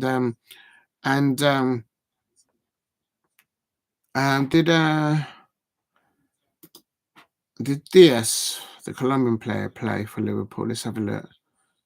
No, he didn't. He went for Gakpo. That means he must be knackered. Yeah, Luis Diaz must be knackered. He's played 2 games for Colombia. So did I know Jefferson Lerma didn't, but Daniel Munoz, he did play those 2 games for Colombia in the international break. So yeah, Luis Diaz didn't start for Liverpool. Sorry, I take it back. Gakpo started, and on 40, and on 62 minutes, Luis Diaz came on. But then, there you see, Luis Diaz comes back on, and then Mo Salah scores 3 minutes later from open play, and then scores a penalty a few minutes later as well. So I say no more. Luis Diaz comes on, and then Liverpool then score 2 goals. And so Southampton's still buried to the bottom of the table, but we're just sitting on top of them. It's just hard to watch. But anyway, so well done to those teams. They're winning their points and whatever, what you not. Manchester United fans, complete bottle jobs. I expected you lot to win considerably tonight because I needed Ipswich Town to drop points. But there you go. £200 million spent in the transfer window. You got a new manager. You're all doing the conga out there. We got a new manager. La la la. You're all doing the conga out there. Manchester United fans out there, and you could not even beat Ipswich Town at Portman Road. Yes, you were up against a homely crowd. Yes, you were up against Ed Sheeran. He was celebrating that goal from Hutchinson. But in real talk, the lap 3 or 3 minutes, he could have scored the first goal, actually, for Ipswich Town. But your Nana did put his right hand out there, and he stopped his shot from open play. He ended Ipswich Town 1, Manchester United 1. Also, in the Championship, it finished quickly.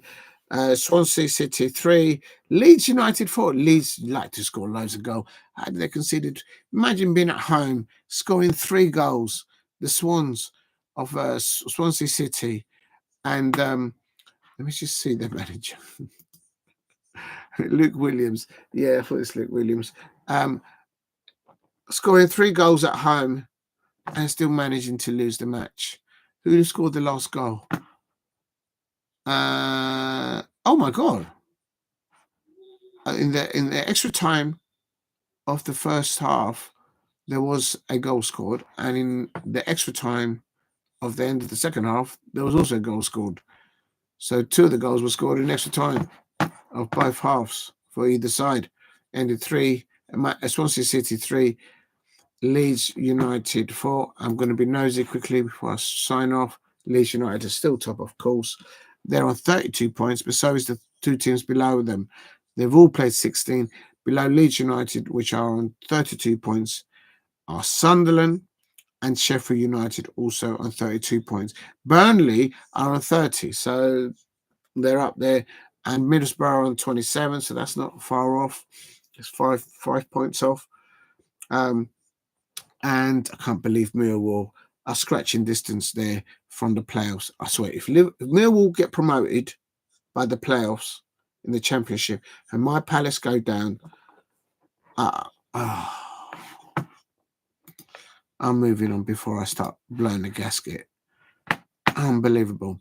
And last of all, just quickly mention in the Women's League Cup, Newcastle United women won versus Liverpool women, and they ended up with 6 points. There's no surprise there. Newcastle United women are a developing side, and they are they played at Kingston Park Stadium. 3,000 people turned up to that one. That's a good turnout there. And it's a developing side. They're in the Championship, of course, but this was the Women's League Cup. And there's a squad in there. The Liverpool women have very good technical players there. Shaw and Lee Smith and Kapos and Kiernan scoring.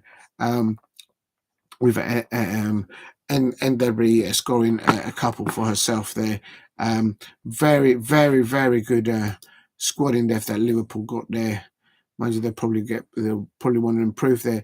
Well done, Matt Beard, there, the Liverpool manager there, no doubt. Also, in the Women's League Cup, Durham women won. Sheffield United women won. It went to penalties, and Durham women won it on penalties. There is a lot of investment going into Durham. Let's say Durham is. Yeah, I mean, it went into penalties. So, oh my days, that's a hard one to take. Sheffield United women there. Sheffield United women, they beat their Crystal Palace women last season.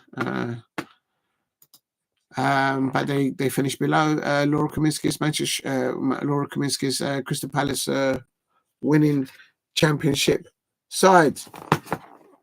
Big up to Laura and all their staff there. I still got to upload the videos from many other matches of last season and that last day. But I was just so emotional. It was emotional just to watch the Crystal Palace women players, all the staff, everyone, the fans, everyone just going absolutely ballistic on the last day and becoming champions. It was so emotional. It was brilliant. Absolutely brilliant. I'll never forget that day. It was, and this goes to the next. We were playing against Sunderland women. We actually drew 1-1 on the last match of the season, but we won the Crystal Palace women won deservedly the championship. Of course, Sunderland women won. Blackburn Rovers women 3. No way. But Sunderland women, they've got good. Have they lost some of their players? Melanie Ray is still the manager there. Yeah, there's a player there that I can't see.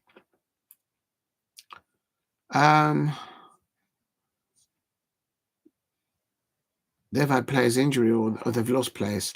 But in the Sunderland women 1, Blackburn Rovers women 3. So they're through.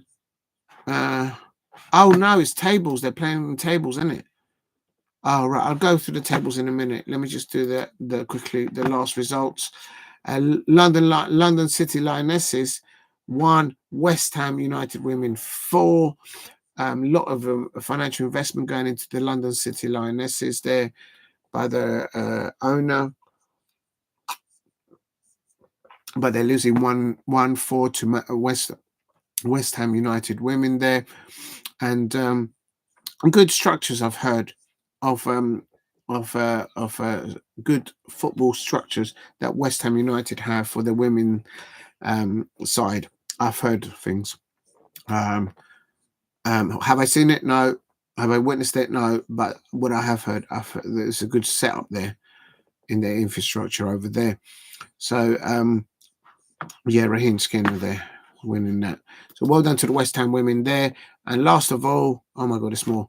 Portsmouth women 0, Southampton women 4. Southampton are a good side. Brighton Hove Albion. This is a good result. Brighton Hove Albion women 0, Leicester City women 0.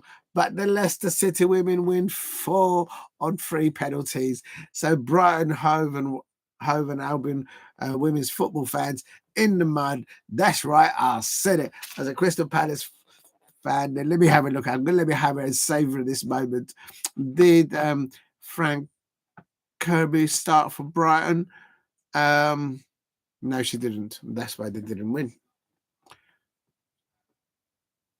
She must have been rested. Frank Kirby didn't start for Brighton. So they've rested a lot of their best players there. And even Nikita Paris didn't start. Nikita Paris came on 63 minutes. Let's see when the goals was. There was no goal scored anyway. So yeah. That's quite surprising because, as I said before, Leicester City women's squad in depth has been affected by so many injuries. I'm surprised they got players to put up to play the match. Anyway, so well done the Leicester City women players winning on penalties against Brighton. Yes. Bristol City women 1, Birmingham City women 3. Well done, Birmingham City women. And then last of all, we are Palace. We are Palace, Super Palace from Celeste. Can you hear the Charlton sing? I can't hear it. Bleeding thing. That's right. I said it. Charlton fans in the mud. Crystal Palace women winning 2-0 against Charlton women, and Werden and Cahill scoring there 2 goals from open play individually and in the first half. So the intensity and the approach of the start of that match, clearly they took it and they made a statement against Charlton Athletic, and they couldn't have nothing in response. I didn't hear it and I did not see it. I did want to do a watch along, but it was just impossible for me to even go there or even do a watchable online thing. And Crystal Palace women, Laura Kaminsky, they're starting with Mahirasi to change the goalkeeper.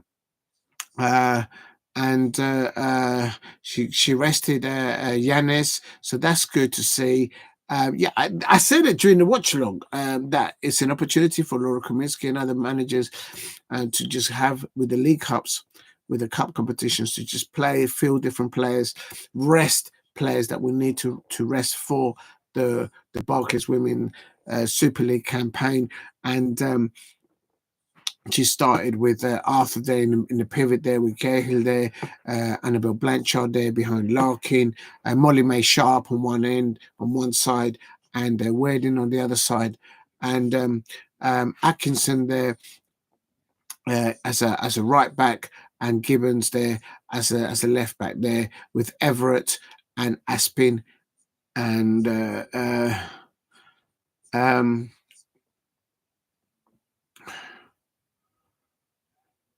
and I'll keep our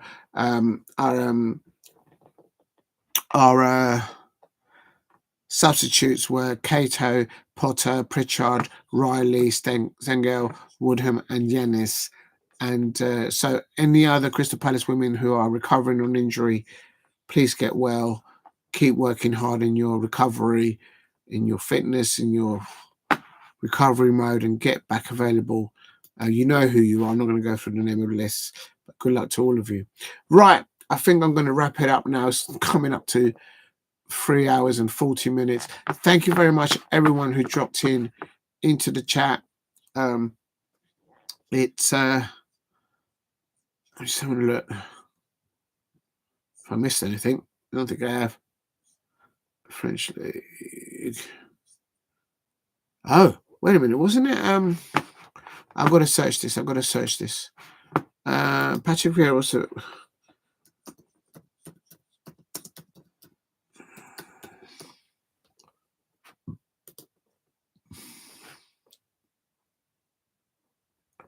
He was appointed somewhere. I know he was. What are you doing that over there for?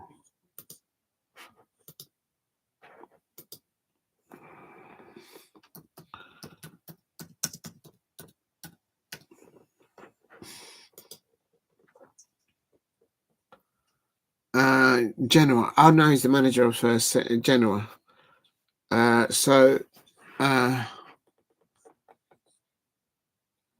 he was appointed to Genoa. Oh, I thought they were playing today, so I was just looking at that. No, they didn't play today. Just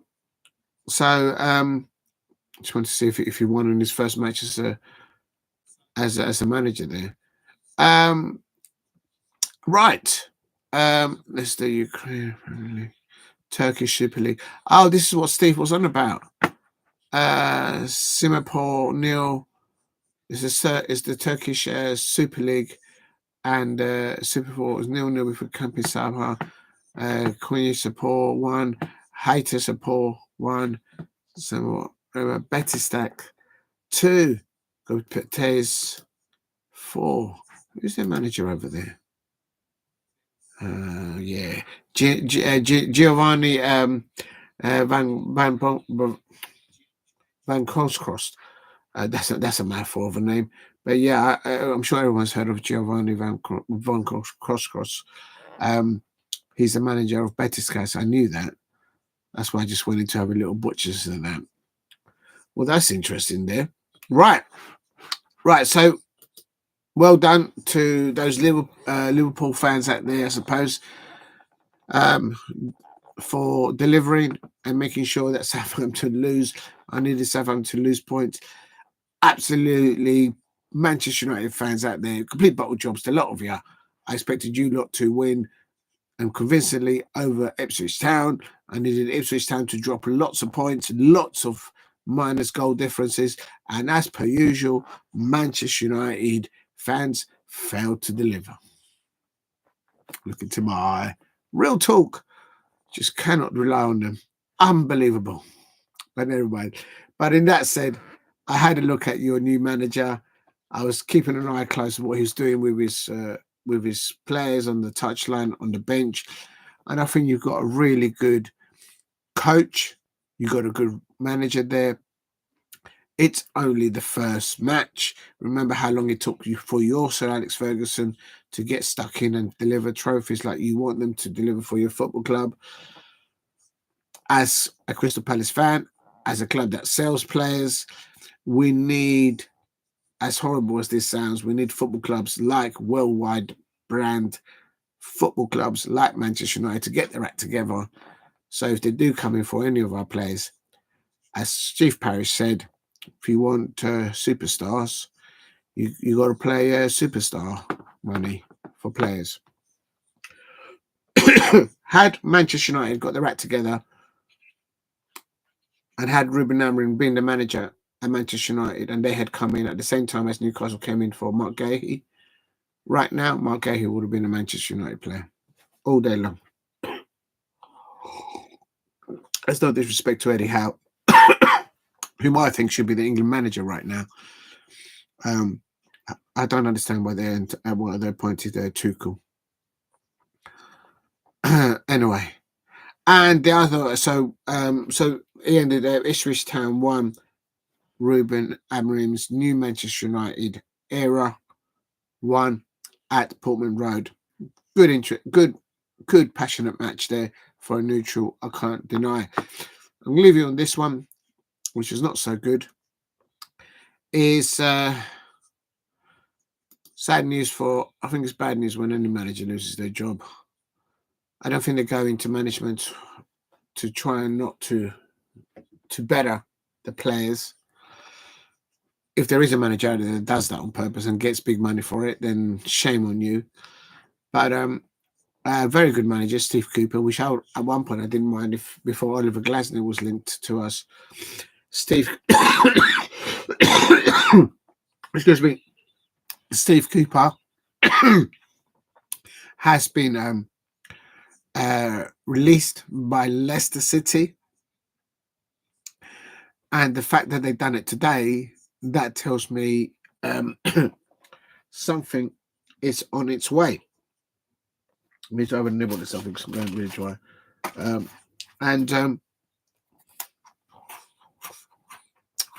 I don't think Steve Cooper lost his job because he lost against Chelsea 2-1 on Saturday. I think there was more to that. Was he really helped during the was he really helped by the club during the transfer window? They signed Jordan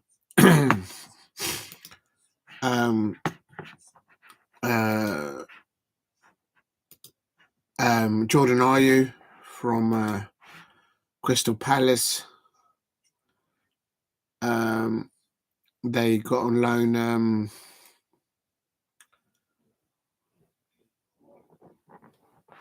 they did spend some money in the transfer window, but was it enough? I don't know. I mean, they loaned me from us. There's an odd one. He didn't even make the bench. Odd is starting lineup. And I expect they're paying his wages. I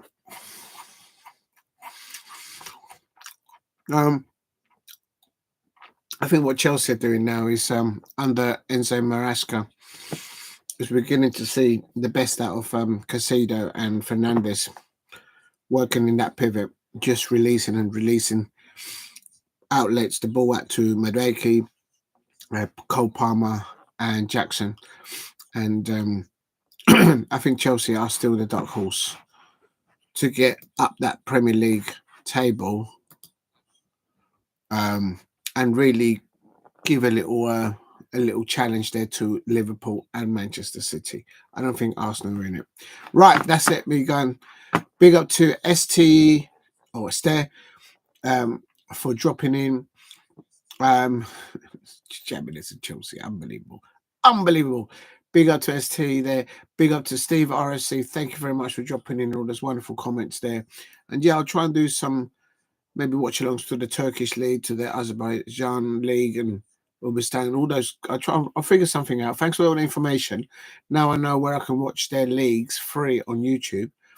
So I didn't know about that, so I will check that out. I know that's on there. If anyone wants to know about it, it's all on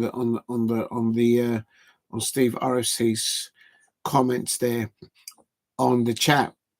Also, massive thank you and big up to Graham Rogers, also to Damo 1168, absolute legends, every single one of you. Thank you very much. And even if you haven't commented and you've been in the background there in the chat, thank you very much for tuning in. It means the world to me. Learning new skills, new stuff. I'm beginning to eat too much during these watch-alongs, and no one gives you a manual. No one tells you anything, and I don't know anyone on YouTube to ask a question. So I just I don't know, but I'm eating too much during these watch-alongs, and it can't be healthy. So I'm thinking maybe should I do a watch-along while I'm on the treadmill, while I'm doing a run out? I don't know if that's possible. Be too noisy. Right, I'm going to end it on this. Congratulations on the new experience, I suppose. I think it's always welcoming to see new managers coming in and trying to do a new style of football, a new essence, a new opposition. So congratulations to Ruben Amorim for what he, I suppose, was trying to do for his new squad of players and the new team that he represents. And what do I mean by that? When I saw him sitting on that bench before he brought Zirkzee, the midfielder, on in place of Ericsson. He opened up a little book, a little metal book, and he was showing him formations. He sat him down and he was working with him. He was not telling him what to do. He was working with him, coaching him, and says, "This is why I'm bringing you on. I need you to work with me." Great coaches, great managers have the ability to connect, to talk. Sometimes the worst thing, the hardest thing for any coach or manager to do in the moment, I expect, is to actually listen to what the players are telling them, whether it's on the pitch or if they're having a talk to. Sometimes the hardest thing to do in life is just to shut up and listen. Anyway, but today what I saw in Ruben Amorim doing on that bench at Portman Road against Ipswich Town was to coach his players to get on that pitch and improve levels. And so I say to Manchester United fans out there, I think you've got a good coach and a good manager. But if you're not patient with him, because I expect that the moment that I turn this off and I go on YouTube and I go and watch or flick through other YouTube content creators, there will be one or two that already be throwing Ruben Amorim underneath the bus.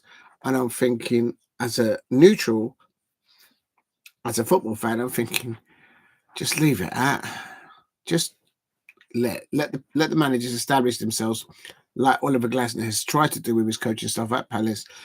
New style of football, but at the end of the day, it is a result business. And Ruben Amorim will be disappointed that with all the little work, he only had apparently 2 training sessions with his staff and with his players. Only 2 training sessions before this match today at Portman Road against Ipswich Town. But I reckon he wanted to have a win, and they could have had a win, but they couldn't get the ball over the line after they scored that early goal. Right. Thank you very much for watching. Everyone out there, please stay safe, keep warm, and I should have entered it this way. I don't know what's going on tomorrow. Tomorrow there is. I don't want to jinx it, but I will try and do the watch along for Newcastle United versus West Ham United, which is an 8 p.m. kickoff. And just having a quick flick through. Yeah, there's nothing else there. I'll try and do a watch along for that, and maybe I'll do an online response to what Oliver Glasner has said after he left the Aston Villa match. I might do something like that, and also I may do one as well for Laura Kaminsky, what she said to Palace TV after the winning over Charlton Athletics women's side today in the Women's League Cup. So I may do a little live thing for those two as well. Thank you very much for watching. Thank you everyone in the chat. Thank you everyone who's watching on playback. Please keep hitting the likes and subscribe at Diego C Palace. And thank you for everything. Stay safe. Until next time. Bye.